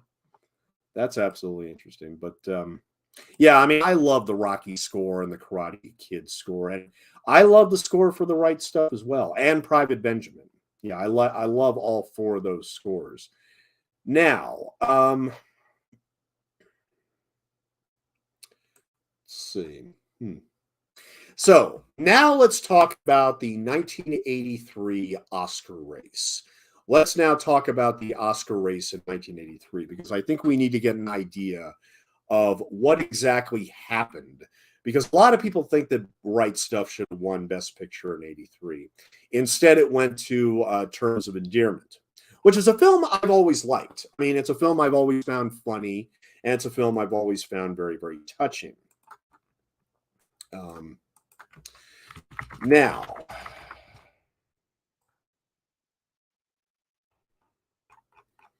let me get to this real quick. Because there's one person I always like to go to when it comes to Oscar history, and that's Eric Beck. An article appeared in the New York Times in October from Algene Harmetz. According to the article, Hollywood executives agreed it has been a bad year for art. Yeah, 1983 is actually one of the weakest years, I think, in motion picture history. I've always believed that. Without hesitation, most executives rattle off the names of the following 5 unreleased movies, which they believe will be the probable nominees: The Right Stuff, Terms of Endearment, Star 80, Silkwood, and Yentl. He's relying on quotes from Inside Oscar because the article itself is behind the paywall of the Times. If you want to read it, it's from October 19th, 1983. Thus, we see 2 of the big problems with Oscar prognostication in one swoop. First, you can't just write off the early films as much as you would like to. I agree. While it has been common knowledge for years that you need to be a late release to compete for Oscars, that's not really true. Up until the late 90s, it was relatively common to have at least one film before Memorial Day among the nominees, 12 out of 18 years from 79 to 96. And 7 times in the last 30 years of the 5 Best Picture nominees did all the nominees get released after Labor Day. So, of course, Tender Mercies, which had opened to strong reviews and word of mouth in April, and The Big Chill, which opened to good reviews and strong box office in September, while written off by executives, were still very much in the race. The second thing you don't do is bet on the films you haven't seen, as fans of Dreamgirls learned all too well. No matter the hype, you still have to wait to see how people respond to the film. So Star 80, which didn't get the reviews that people hoped and died at the box office, was pretty much out of the running as soon as it opened. The other films were in better shape. The Right Stuff had the epic scope, as well as a John Glen presidential run behind it. Yeah. Terms of Endearment had great reviews and quickly became the biggest film of the year, not connected to Star Wars. Silkwood had better reviews and a Streep performance, while Yentl had Streisand doing publicity everywhere and slightly better business. But sneaking in at the end, unheralded by the execs, were 2 British films, Educating Rita and The Dresser. The National Board of Review went for Terms of Endearment, Best Picture, Best Director, Actress, and Actor, Supporting Actor. But also with Betrayal, yet another British film. Its best foreign film was Ingmar Bergman's swan song Fanny and Alexander, which had blown critics away. Bergman was sweeping awards, foreign film from the LA Film Critics and New York Films Critics, director from New York Film FC. But Terms of Endearment was taking home the big awards: Picture, Director, Actress, Supporting Actor, and Screenplay in LA, and Picture, Actress, and Supporting Actor in New York. The big films at the Golden Globes were Terms of Endearment and Yentl, with 6 nominations each. They would both take home Best Picture, with the former also winning Screenplay, Actress, and Supporting Actor, and the latter winning Director for Streisand.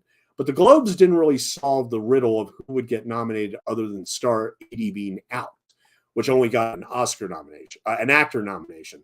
Yeah, look, Eric Roberts, he should have gotten an Oscar nomination at the very, very least.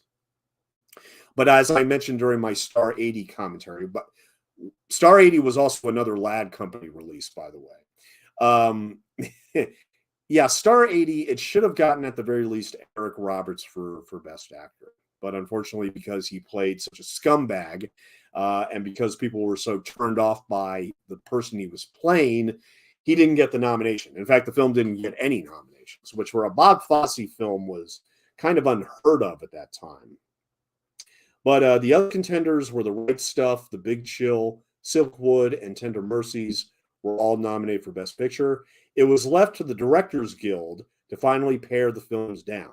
Globe winner Streisand was out.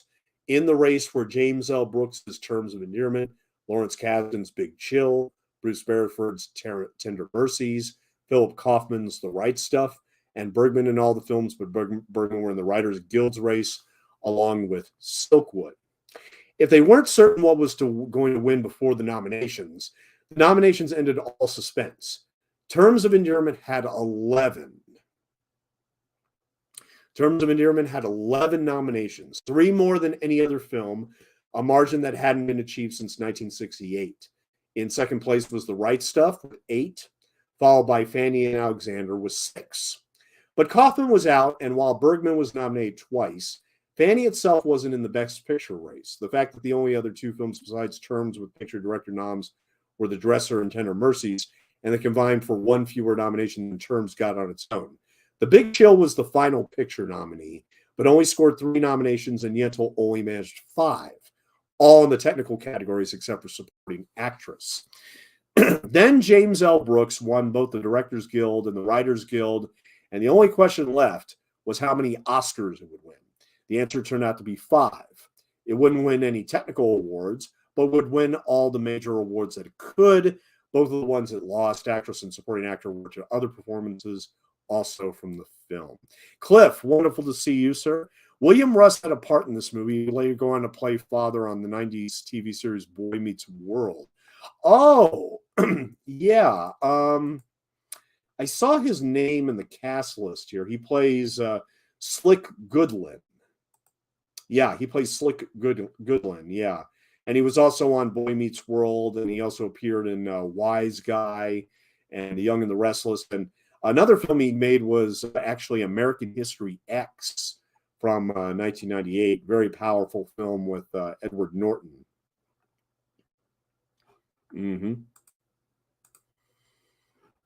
So, yeah, Terms of Endearment was the big winner at the 1983 Academy Awards. Shirley MacLaine got her long overdue Best Actress Oscar.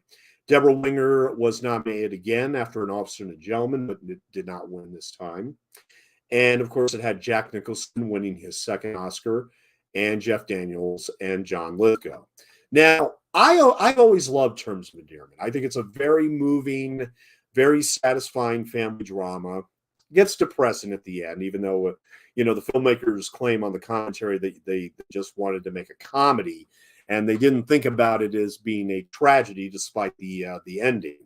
But I've always liked Terms of Endearment, although I must confess that that's also been one of those films where I've been going back to it less and less over the years. I still think it's powerfully acted and everything. But is it my favorite from 1983? I don't think so.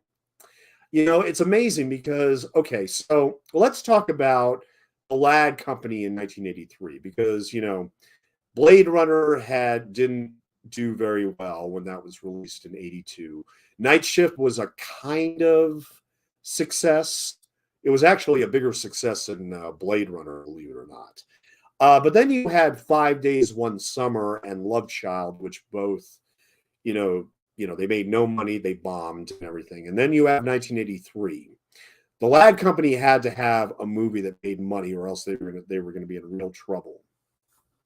And so they opened up the year with a movie called Lovesick, starring Dudley Moore, Elizabeth McGovern, and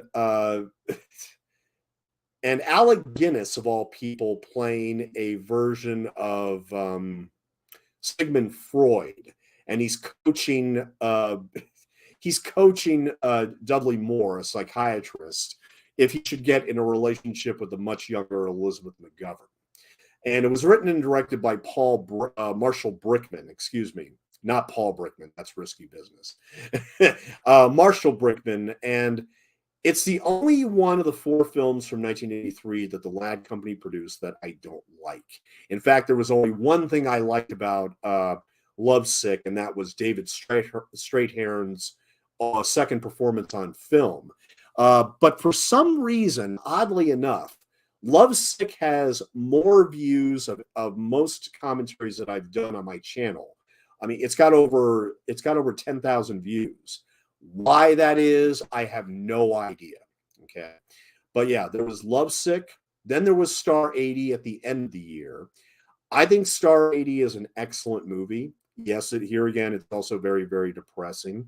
But I also think it's an important movie. And like I said, if you like that movie, you should check out the audio commentary I did with Sam and her husband. It was a really, really a delight to do that with them and everything, and getting just every point of view from, because there was so much about that movie in terms of the, Peter Bogdanovich and Hugh Hefner and everything. But Eric Roberts was the star of the movie, and he deserved, at the very, very least, a nomination for Best Actor. And, here again, he just didn't get it. Now, the only other Ladd Company released was, here's Star 80 right here. Now, but the only other 1983 release was very limited because the Ladd Company did not have any money to promote it. And that's an animated film called Twice Upon a Time, directed by John Cordy and Charles Swenson, and executive produced by George Lucas. I will be doing a commentary for Twice Upon a Time on Christmas Day. I think that's it's a Sunday. It's a more than appropriate day to do this film. But even though it's an animated movie, it's not exactly the most family friendly animated movie. But at any rate, this was a particularly awesome discovery, and I can't wait to talk about that on Christmas Day. But here again, like Star 80 and like Lovesick, didn't make any money. And then you have The Right Stuff, which should have made money, and it only made $21 million against a $28 million budget. So the Ladd Company was in serious trouble at this time. The Right Stuff and Star 80 both got much wider releases in 1984. And unfortunately, it was just too late at that point. Police Academy then debuted in March. And unfortunately, at that point, the Ladd Company could not be rescued, even with all Police Academy's profits, which were massive. I mean, we're talking about a $150 million hit, but it couldn't save the company that spawned it, which was pretty sad. Now, why did The Right Stuff fail? Well, a lot of people blame the presidential run by John Glen, which gave a movie a political aroma, which I don't think people were interested in. And I think it kind of soured people on it. But the thing is, I also think that, look, I mean, it doesn't matter what movie it is. If it's 3 hours and 13 minutes, you're asking a lot of an audience. Okay. It's like Alan Shepard needing to pee so badly when he's stuck there in the capsule about to shoot off. Like, no, man, I need to pee. And like you find out, like he had like 4 cups of coffee before he went there and everything. I mean, it's just, yeah. But that's the thing, is that asking 3 hours and 30 minutes is a lot. 13 minutes, excuse me. That's asking a lot of any audience sitting in the theater. Now, there is a documentary that came out several years ago called Laddie, which in fact is about Alan Ladd Jr. And what's interesting is that Alan Ladd Jr., even though he approved of Philip Kaufman being the writer-director of The Right Stuff and also got behind this project, apparently he was very, very ill in the hospital during the editing process. And he said that if he was actually at the company and he was looking at The Right Stuff, he would have made a lot of cuts. And that brings up the question, which I think is This is a question I pondered over all throughout watching this movie again. Is this movie too long? Does this movie just go on way too long for any audience to deal with? Well, let me put it this way. I was back in high school. I think I had this. I think I had this attitude that was basically like, at 3 hours, I was satisfied. I was done after 3 hours, and of course, but at that point, there's only 13 minutes left. So it's like, it's like, okay, I actually think the length works in the movie's favor. The thing is that there's so much in that book. There is so much in that book by Tom Wolfe that to try to cram all that into feature film, and the producers, they wanted to get as much from the book into the movie as possible, as much of the book as possible into the movie, and it shows. I mean, they really wanted to be true to the story, and they really wanted to include all the pertinent details, which, of course, here again includes Chuck Yeager when he broke the speed of sound and everything. Honestly, though, I mean, the original cut of The Right Stuff was actually 5 hours long. I would have been interested if maybe, because I always felt sort of like maybe, well, why didn't they just end with the moon landing? That would have showcased, everything they worked up till up until that point. No, I mean, really, the point to stop in The Right Stuff is when they successfully get a man into orbit, and then we can just go from there. Because I'm surprised that there hasn't been many movies made about the moon landing. And like I said, Right Stuff doesn't go quite that far when it comes to, the flights and everything. But after Gus Grissom and the Mercury Redstone 4 or Liberty Bell 7 flight, then in August of 1961, a man by the name of German Titov did a day-long flight in LEO, flew around the Earth 17 times, brief manual control by pilot. And that was in the Vostok 2, which was built by the Soviets. It carried cosmonaut German Titov in orbit for a full day on August 6, 1961, to study the effects of more prolonged period of weightlessness on the human body. Titov orbited the Earth over 17 times, exceeding the single orbit of Yuri Gagarin on Vostok 1, as well as the suborbital space flights of American astronauts Alan Shepard and Gus Grissom aboard their respective Mercury Redstone 3 and 4 missions. Titov's number of orbits and flight time would not be surpassed by an American astronaut until Gordon Cooper's Mercury Atlas 9 space flight in May of 1963. After the flight of the Vostok 1, Sergei Korolev took a short vacation in Crimea, where he began working out the flight plan for the next mission. There were considerable arguments over the duration of the mission, as flight doctors argued for no more than 3 orbits. The flight of Karabi Sputnik 2 9 months earlier had carried 2 dogs on a 6-orbit mission, during which the animals had experienced convulsions, and thus all subsequent Vostok missions were limited to 3 orbits maximum. Although dogs and humans were very different physiologically, the doctors were worried about the risks posed on a longer flight. There was also the purely practical aspect of spacecraft recovery.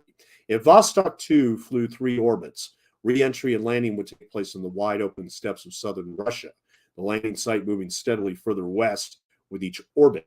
Orbits 8 through 13 would drop the capsule into the Pacific Ocean, after which landing would again occur in Soviet territory, but in the remote frozen wastes of Siberia.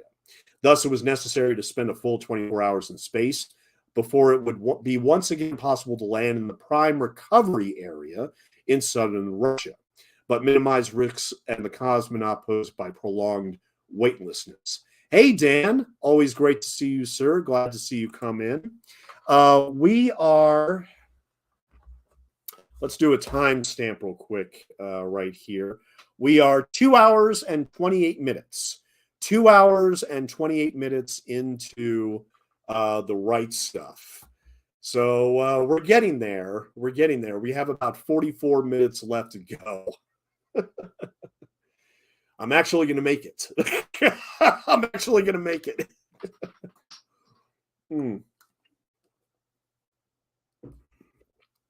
So yeah, that was all about Vostok 2 and German Titov, who the name is definitely mentioned a couple of times in the Right Stuff, but he passed away in Russia at the age of 65 in the year 2000. And that brings up the John Glenn flight, also known as the Friendship 7 or the Mercury Atlas 6, which we are watching right now. So German Titov went up in the Vostok 2 in August of 1961. We are now on February 20th, 1962, with John Glenn making his flight.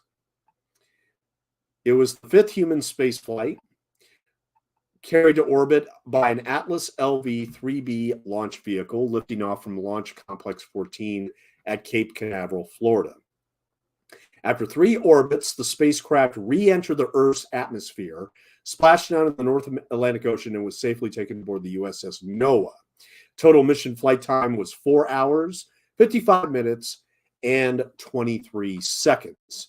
This event was named an IEEE milestone, or a milestone in electrical and electronic engineering. After the successful completion of the Mercury Atlas V flight that carried Enos, the chimpanzee, in late November of 61, a press conference was held in early December. Reporters asked NASA's Robert Gilruth, who would be the first U.S. astronaut in orbit, pilot an MA-86. Then he announced the team members for the next 2 Mercury missions. John Glenn was selected as prime pilot for the first mission, with Scott Carpenter as his backup. Donald K. Slayton and Walter Schirra were pilot and backup, respectively, for the second mission at Mercury Atlas 7. The MA-6 launch vehicle, Atlas 109B, arrived at Cape Canaveral the evening of November 30th, 1961. NASA had wanted to launch MA-6 in 1961, hoping to orbit an astronaut in the same calendar year as the Soviets did. But by early December, it was apparent that the mission hardware would not be ready for launch until early 62. Mercury spacecraft number 13 began taking form on McConnell's St. Louis, Missouri assembly line in May 1960. It was chosen for the MA-6 mission in October of 1960 and delivered to Cape Canaveral August 27th of 61. As the effects of orbital spaceflight on humans were unknown except to the Soviets, who were keeping whatever knowledge they had a secret, obviously, Glenn was prepared with an onboard medical kit consisting of morphine for pain relief, methamphetamine sulfate, methamphetamine, to treat any shock symptoms, bislamine hydrochloride to counter motion sickness, and racemic amphetamine sulfite, a stimulant.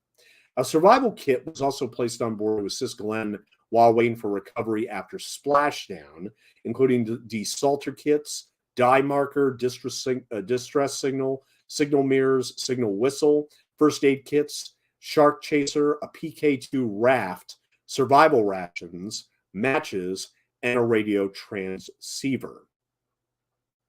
Prior to MA-6, there was reluctance on the part of NASA to permit the use of cameras by astronauts, as it was feared these might prove an unnecessary distraction.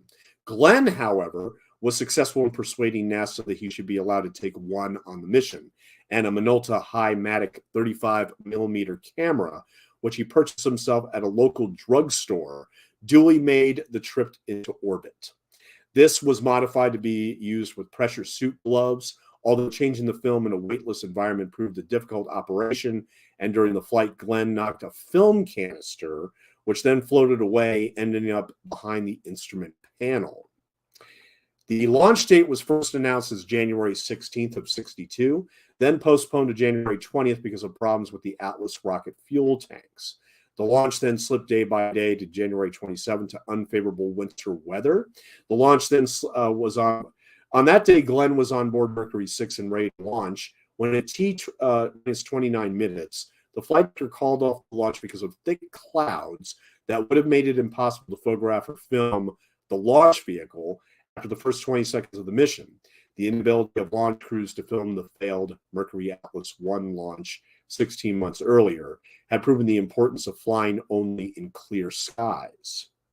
The large crowd of reporters gathered at Cape Canaveral for the launch went home disappointed. Mission Director Walter Williams felt a sense of relief at the bad weather, as there was still a general sense that the spacecraft and booster were not ready to fly yet.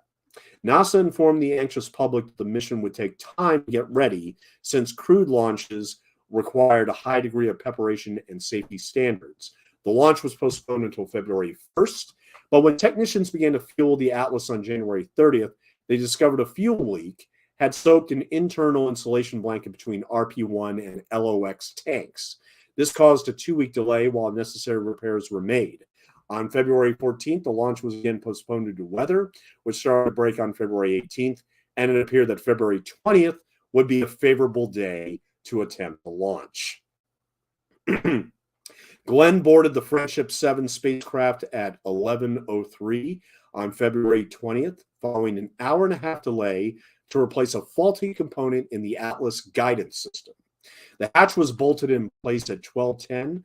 Most of the 70 hatch bolts had been secured when one was discovered to be broken. This caused a 42-minute delay while all the bolts were removed. The defective bolt was replaced, and the hatch was rebolted into place. The count was resumed at 11:25, and the gantry was rolled back at 13:20. At 13:58, the count was held for 25 minutes while a liquid oxygen propellant valve was repaired. At 14:47, after 2 hours and 17 minutes of holds and 3 hours and 44 minutes after Glen entered Friendship 7, engineer T.J. O'Malley pressed the button in the blockhouse, launching the spacecraft. O'Malley said, "The good Lord ride all the way." And then capsule communicator Scott Carpenter uttered the famous phrase, "Godspeed, John Glenn." Due to a glitch in Glen's radio, he did not hear the Carpenter phrase during the launch. At liftoff, Glen's pulse rate climbed to 110 beats per minute. 30 seconds after liftoff, the General Electric Burroughs designed space guidance system locked onto an air radio transponder in the booster to guide the vehicle to orbit. As the Atlas and Friendship 7 passed through Max Q, Glen reported, "Has some vibration area coming up here now." After Max Q, the flight smoothed out. At 2 minutes and 14 seconds after launch, the booster engines cut off and dropped away. Then at 2 minutes and 24 seconds, the escape tower was jettisoned right on schedule. After the tower was jettisoned, the Atlas and spacecraft pitched over still further, giving Glen his first view of the horizon. He described the view as, quote, "a beautiful sight, looking eastward across the Atlantic." Vibration increased as the last of the fuel supply was used up. Booster performance had been nearly flawless throughout the entire powered flight. At its sustainer engine cutoff, it was found that the Atlas had accelerated the capsule to a speed 7 feet over second below nominal. At 14:52 UTC, the Friendship 7 was in orbit. Glen received word that the Atlas had boosted the MA6 into a trajectory that would stay up for at least 7 orbits. Meanwhile, computers at the Goddard Space Flight Center in Maryland indicated the MA6 orbital parameters appeared good enough for almost 100 orbits.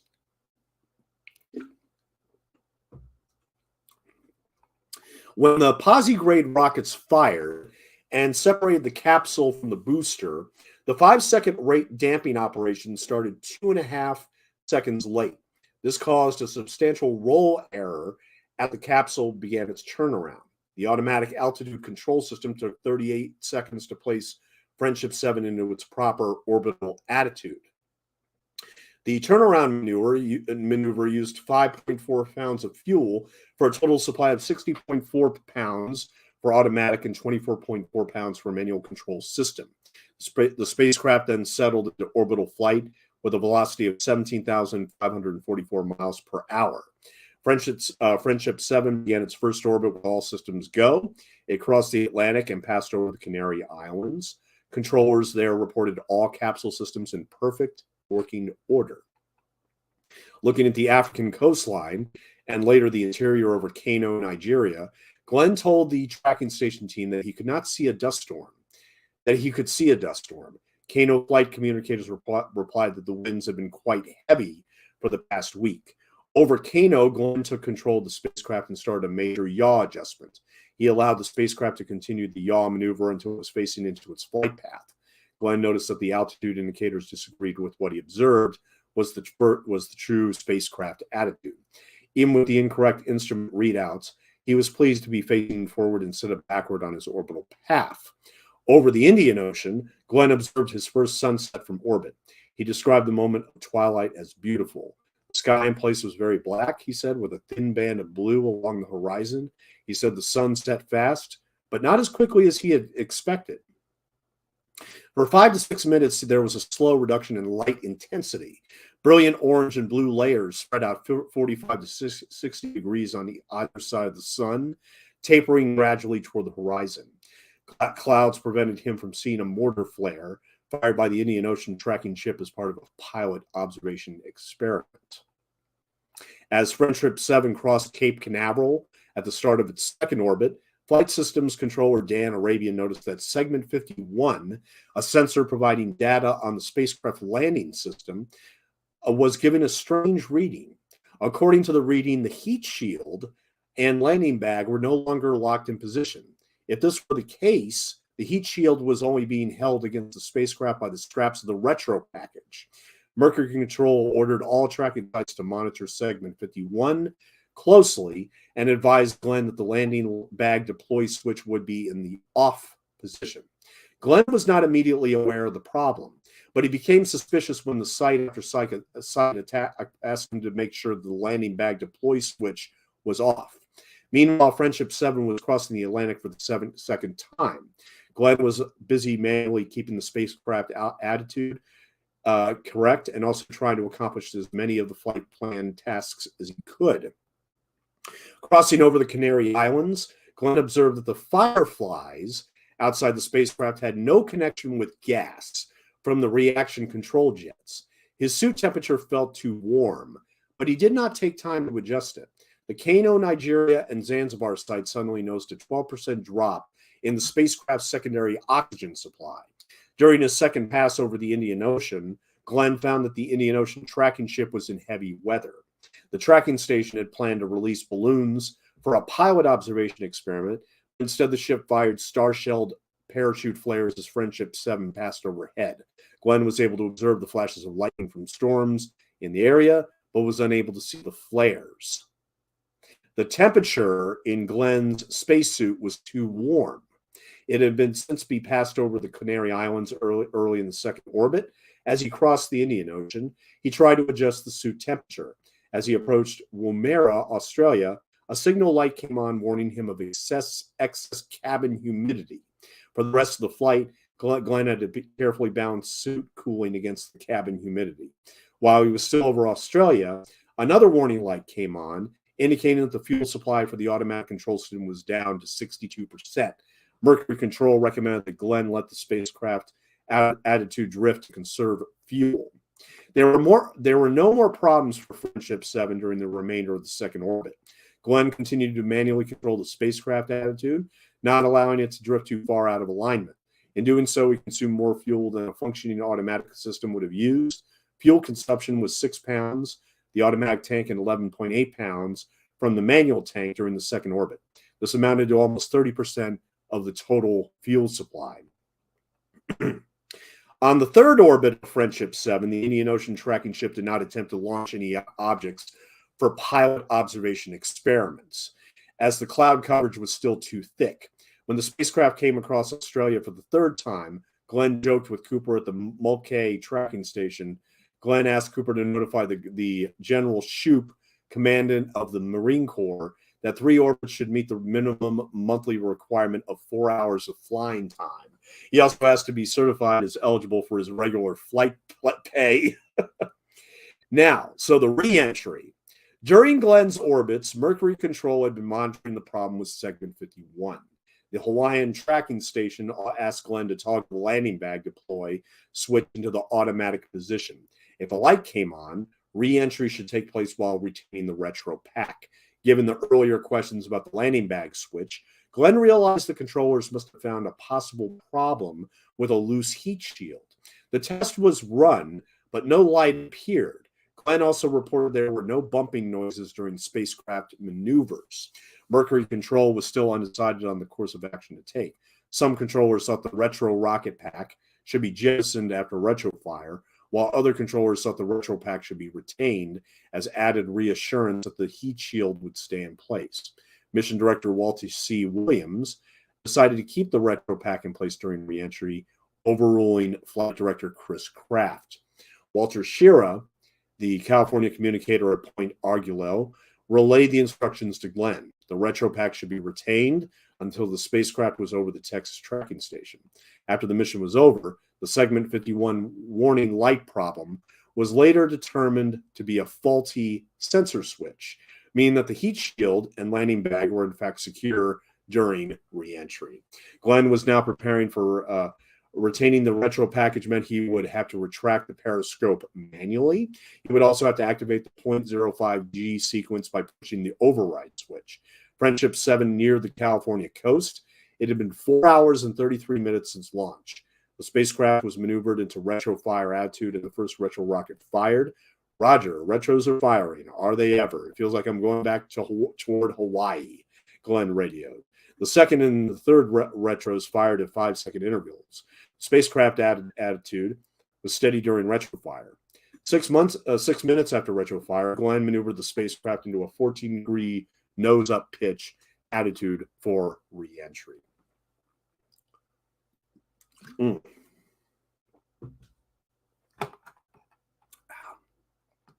The spacecraft splashed down in the North Atlantic at coordinates near 2120 north, 6840 west, 40 miles short of the planned landing zone. Retrofire calculations had not taken into account spacecraft weight loss due to use of onboard consumables. USS Noah, a destroyer codenamed Steelhead, had spotted the spacecraft when it was descending on its parachute.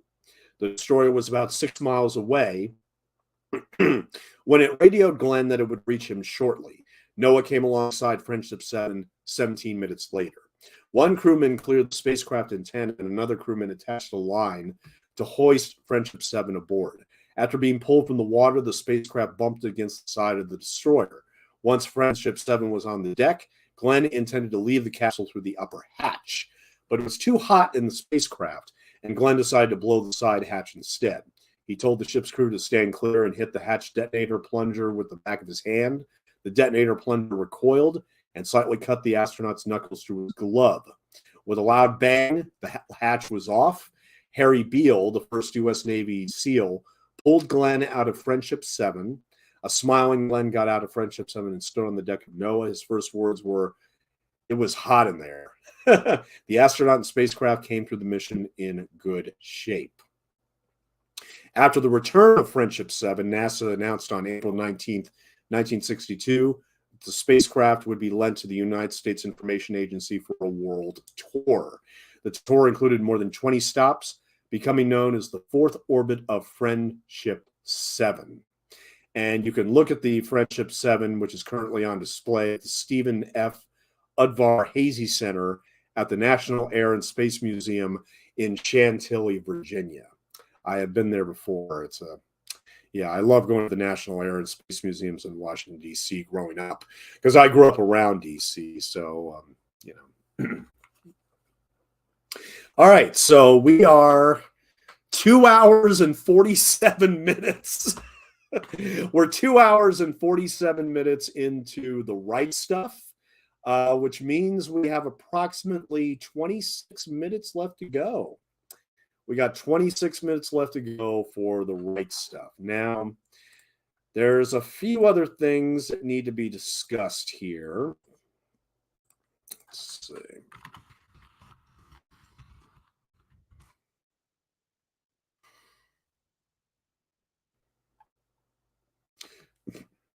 Yeah, the mysterious fireflies, which were observed by John Glenn on his first orbital flight, were actually tiny flakes of frost illuminated by sunlight.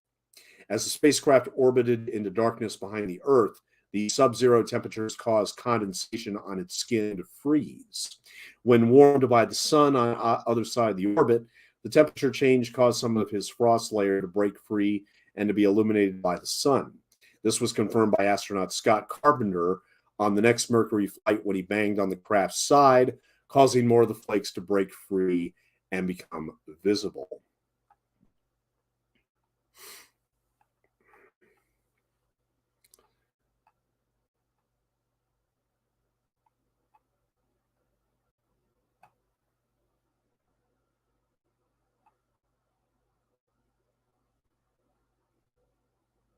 In the bar scene before Gus Grissom's flight, Deke Slayton is underwater swimming. Oh, I said that already. Okay. The film contains the first realistic shots of a spacecraft re-entry. For long shots, visual effects supervisor Gary Gutierrez used a small model of the Mercury capsule. This was coated with flammable material, ignited, and slid about 100 feet down a wire toward the camera, which was protected with a sheet of Lexan. For close-up shots of the re-entry, no actual fire was used. The larger model capsule in these shots had liquid nitrogen pumped into it. This immediately evaporated, producing a fog of condensation which escaped through a carefully placed ring of vents around the base of the capsule to form a flame-like pattern all around it. Then, to make the color right, the effect was simply filmed in orange light. Sam Shepard, who played Chuck Yeager, was actually afraid of flying. Wow. Poncho's fly-in was eventually subject to a forced buyout by the Air Force as part of a plan to put an extremely long runway.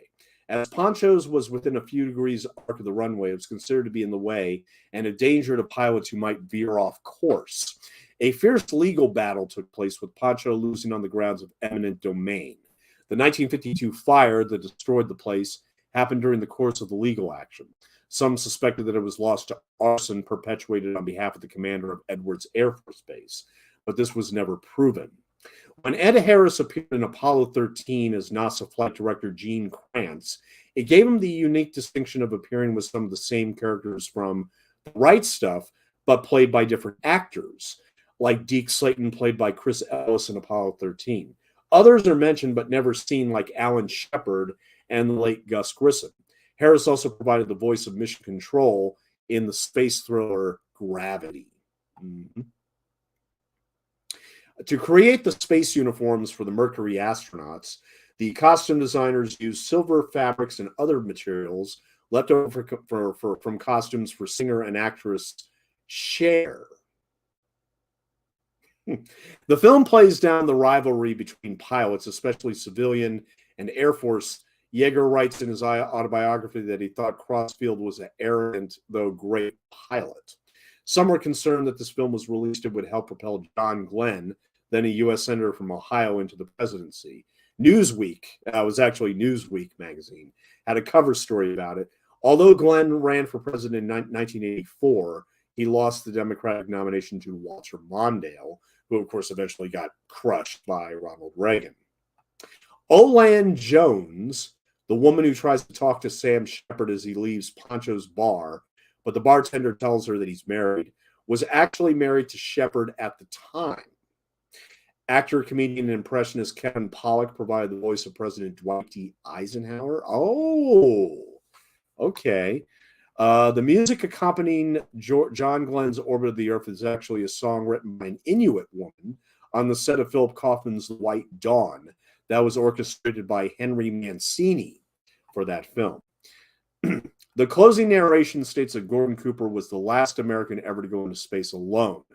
While true when the film was made, Mike Melville in June and September of 2004 and Brian Minnie in October of 2004 went into space alone in scaled composite Spaceship One, not a NASA spaceship or space flight. Minnie's flight was the day Gordon Cooper died. Trudy Cooper did not actually say she, quote, wondered how they would have felt if every time their husband went in to make a deal, there was a 1 in 4 chance he wouldn't come out of that meeting. Writer and director Philip Kaufman chose Mrs. Cooper to voice statements made by author Tom Wolfe. The book describes a 23% chance of a normal pilot dying during the course of a 20-year career. The odds were higher at 53% for a test pilot. The film eschewed the use of visual effects done in the lab. The decision was to use methods pioneered by the Republic Pictures special effects team of Howard Lydecker and Theodore Lydecker, and used in such Republic theatrical serials as Radar Men from the Moon and Commander Cody, Sky Marshal of the Universe. The shots of the Bell X-1 were accomplished using a model flown on a long wire rapidly passing the camera, utilizing a natural sky background, enhanced by clouds created using special chemicals. The use of the model can be seen when the plane banks and turns as the ailerons never move. During the newsreel segment, when President John F. Kennedy gives Alan Shepard a medal for his flight, in the background we see Charles Frank as Scott Carpenter. When the angle reverses to actual archival footage of President Kennedy dropping the medal, he bends to pick it up, and the real Scott Carpenter and Gus Grissom are in the background. Scott Glenn was initially considered for the role of Chuck Yeager, but he expressed that he would rather play Alan Shepard and was cast in that part instead. Hall of Fame lineman and Cincinnati Bengals player Anthony Munoz had a cameo appearance in the film as a nurse. His actual voice, though, was dubbed over. The role of Annie Glenn was the first film for Mary Jo Deschanel, the wife of director of photography Caleb Deschanel, who shot The Right Stuff. Mary Jo and Caleb are the parents of Emily Deschanel and Zoe Deschanel. At the end of the film, Chuck Yeager bails out of an experimental Air Force plane. This was the NF-104 Starfighter, which held the altitude and speed records for a jet under the SR-7 Blackbird, a spy plane developed by Lockheed's Skunk Works under the command of Kelly Johnson. The Blackbird's speed record of Mach 3 plus has never been beaten. One whimsical aspect of the film is that whenever members of the press appear in a scene, an audio track of the sound of locusts appears in the background, indicative of the feeding frenzy of the reporters chasing the most popular source of news stories in the day.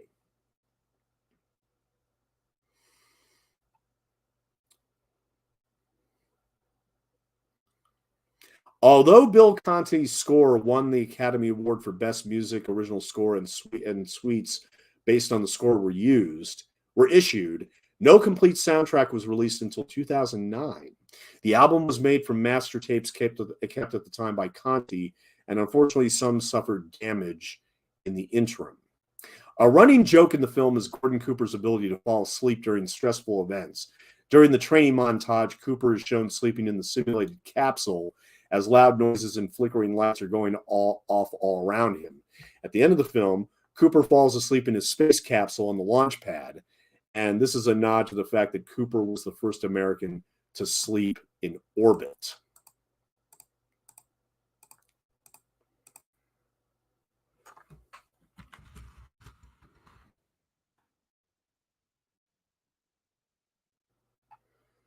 All right, so let's see here. The next space flight after John Glenn was, of course, Scott Carpenter on May 24th, 1962, which was the Mercury Atlas 7 or the Aurora 7. And then after him would be Andrian Nikolov in August of 62, Pavel Popovich in August of 62, and then finally on October 3rd, 1962, that's when Wally Schirra, played by Lance Henriksen in the film, would go up in the Mercury Atlas 8 or Sigma 7.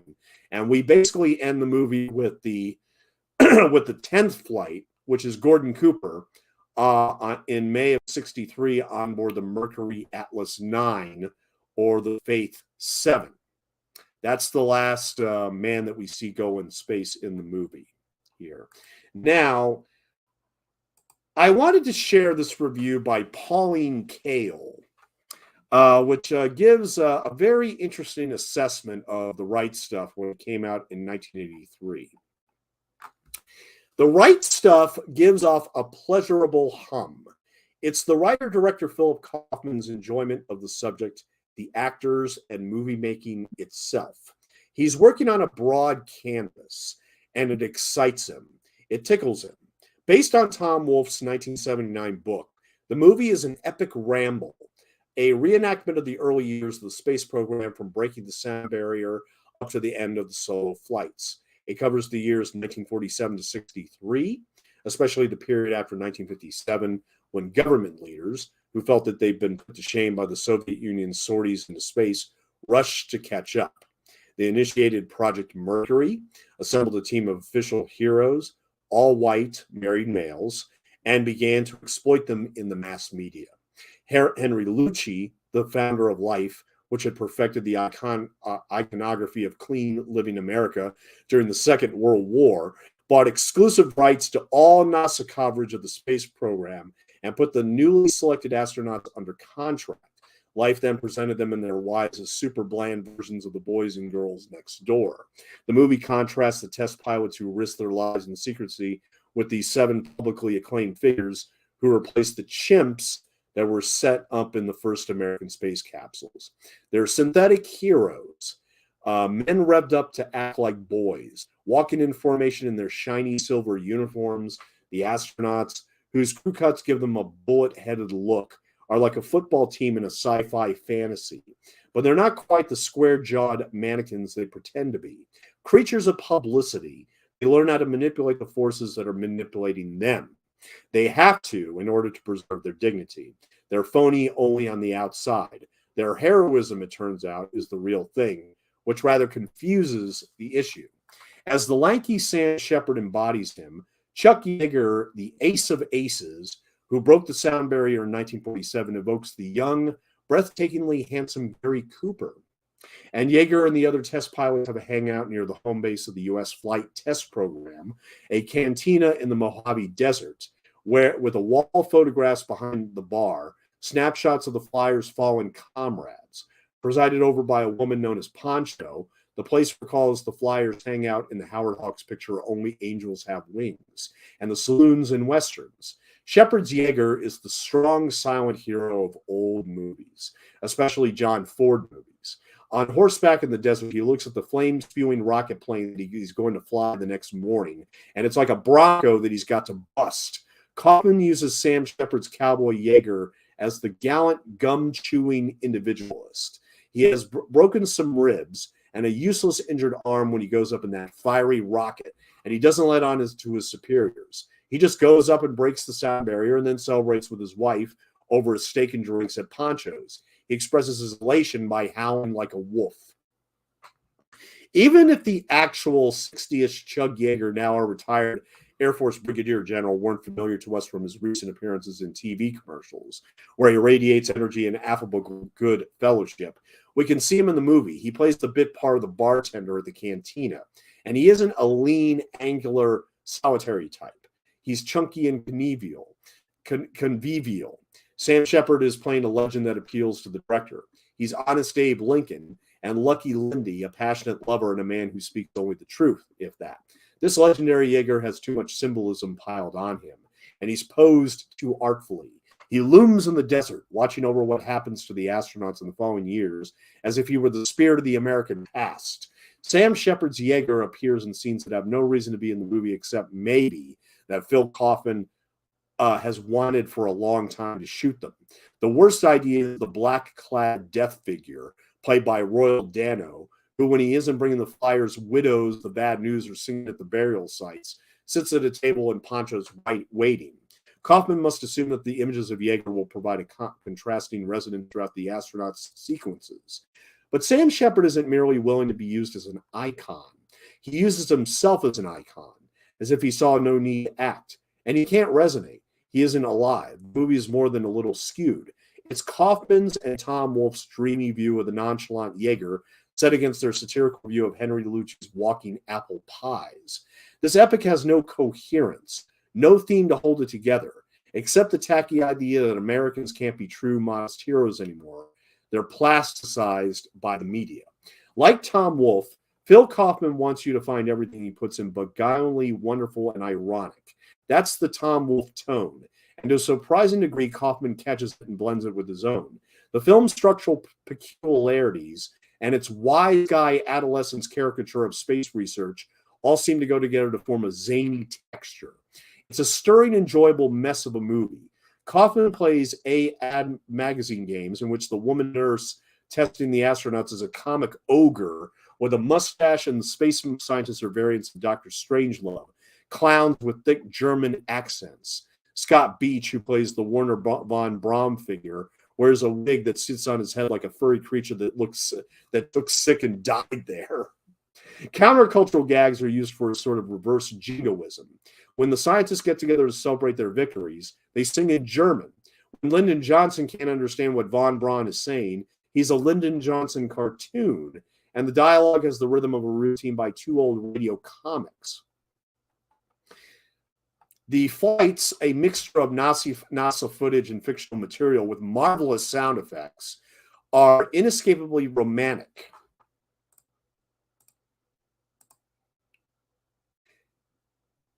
Yeah, so here we are, May of 1963, as Gordon Cooper, sleeping away, is about to go up on the very successful Mercury Atlas 9, the first live TV for a U.S. astronaut.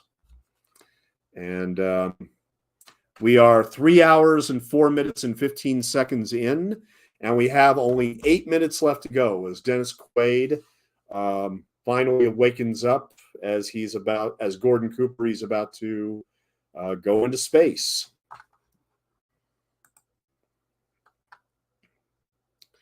Launched on May 15th, 1963 from the Launch Complex 14 at Cape Canaveral, the spacecraft named Faith 7 completed 22 Earth orbits before splashing down the Pacific Ocean, piloted by astronaut Gordon Cooper, then a United States Air Force major.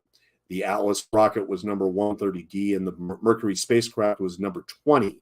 As of 2022, this mission marks the last time an American was launched alone to conduct an entirely solo orbital mission.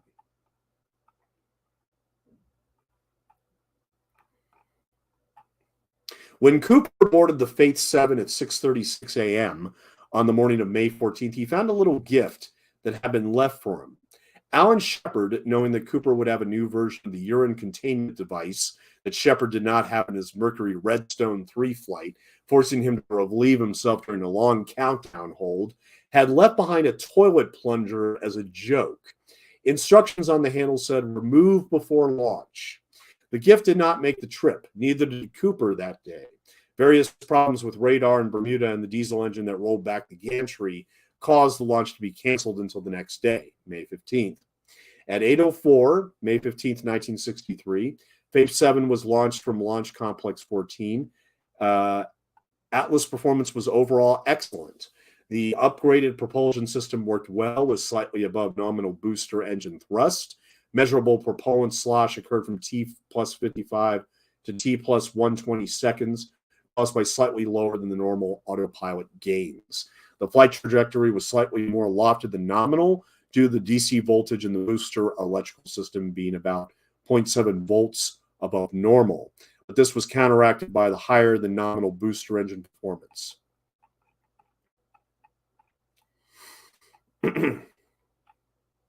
And the Faith 7 spacecraft is currently displayed at the Space Center Houston in Houston, Texas. Splashdown was at 34 hours, 19 minutes, 49 seconds after liftoff. The spacecraft tipped over in the water momentarily, then righted itself. Helicopters dropped rescue swimmers and relayed Cooper's request to the Air Force officer for permission to be hoisted aboard the Navy's carrier. Permission was granted. 40 minutes later, the explosive hatch blew open on the deck of Kearsarge. Cooper stepped out at Faith 7 to a warm greeting.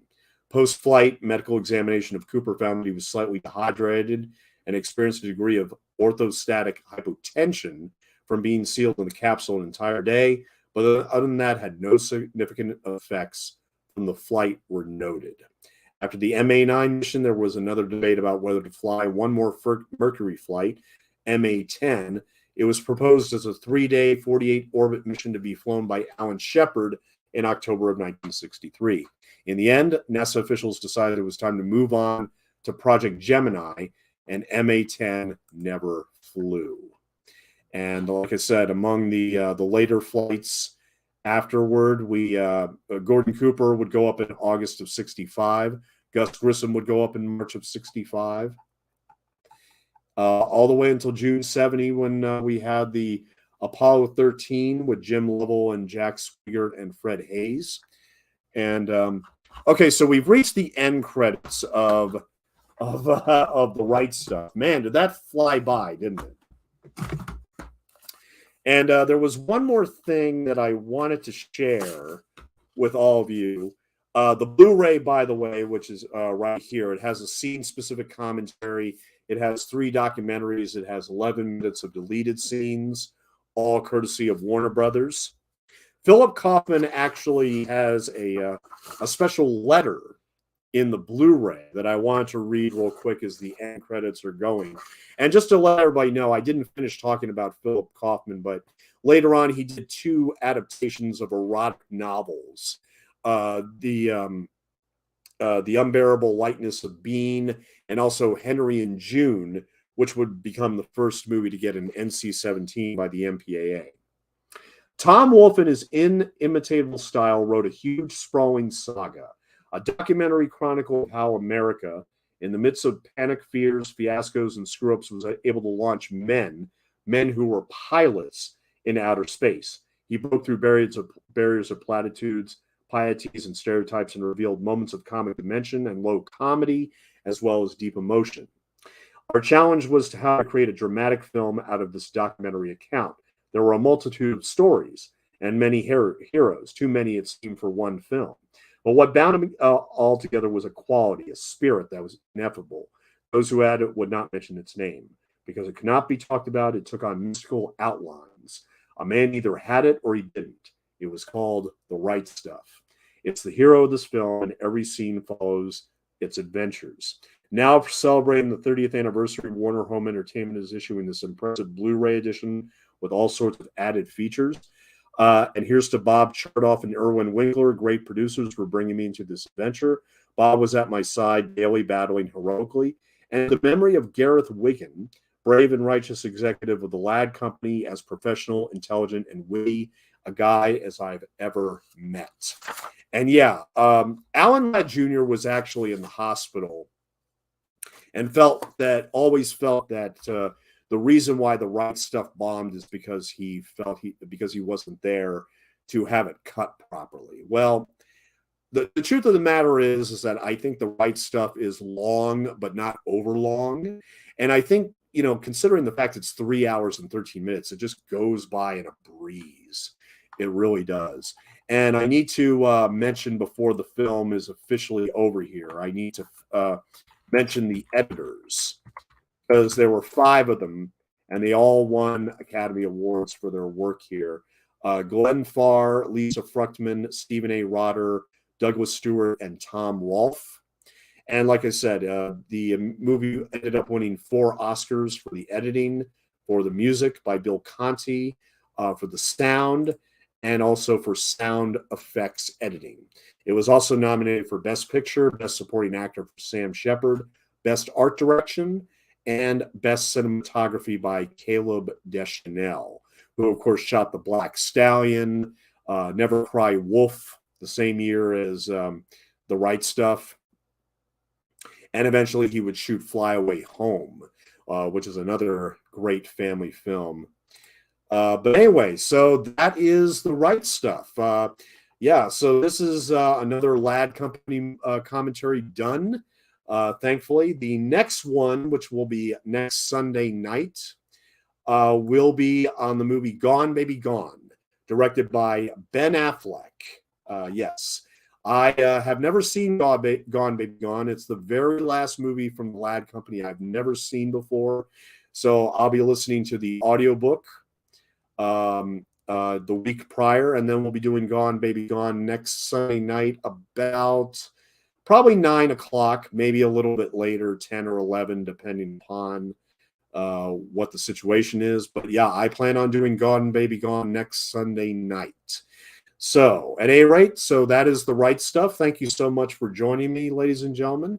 And you all have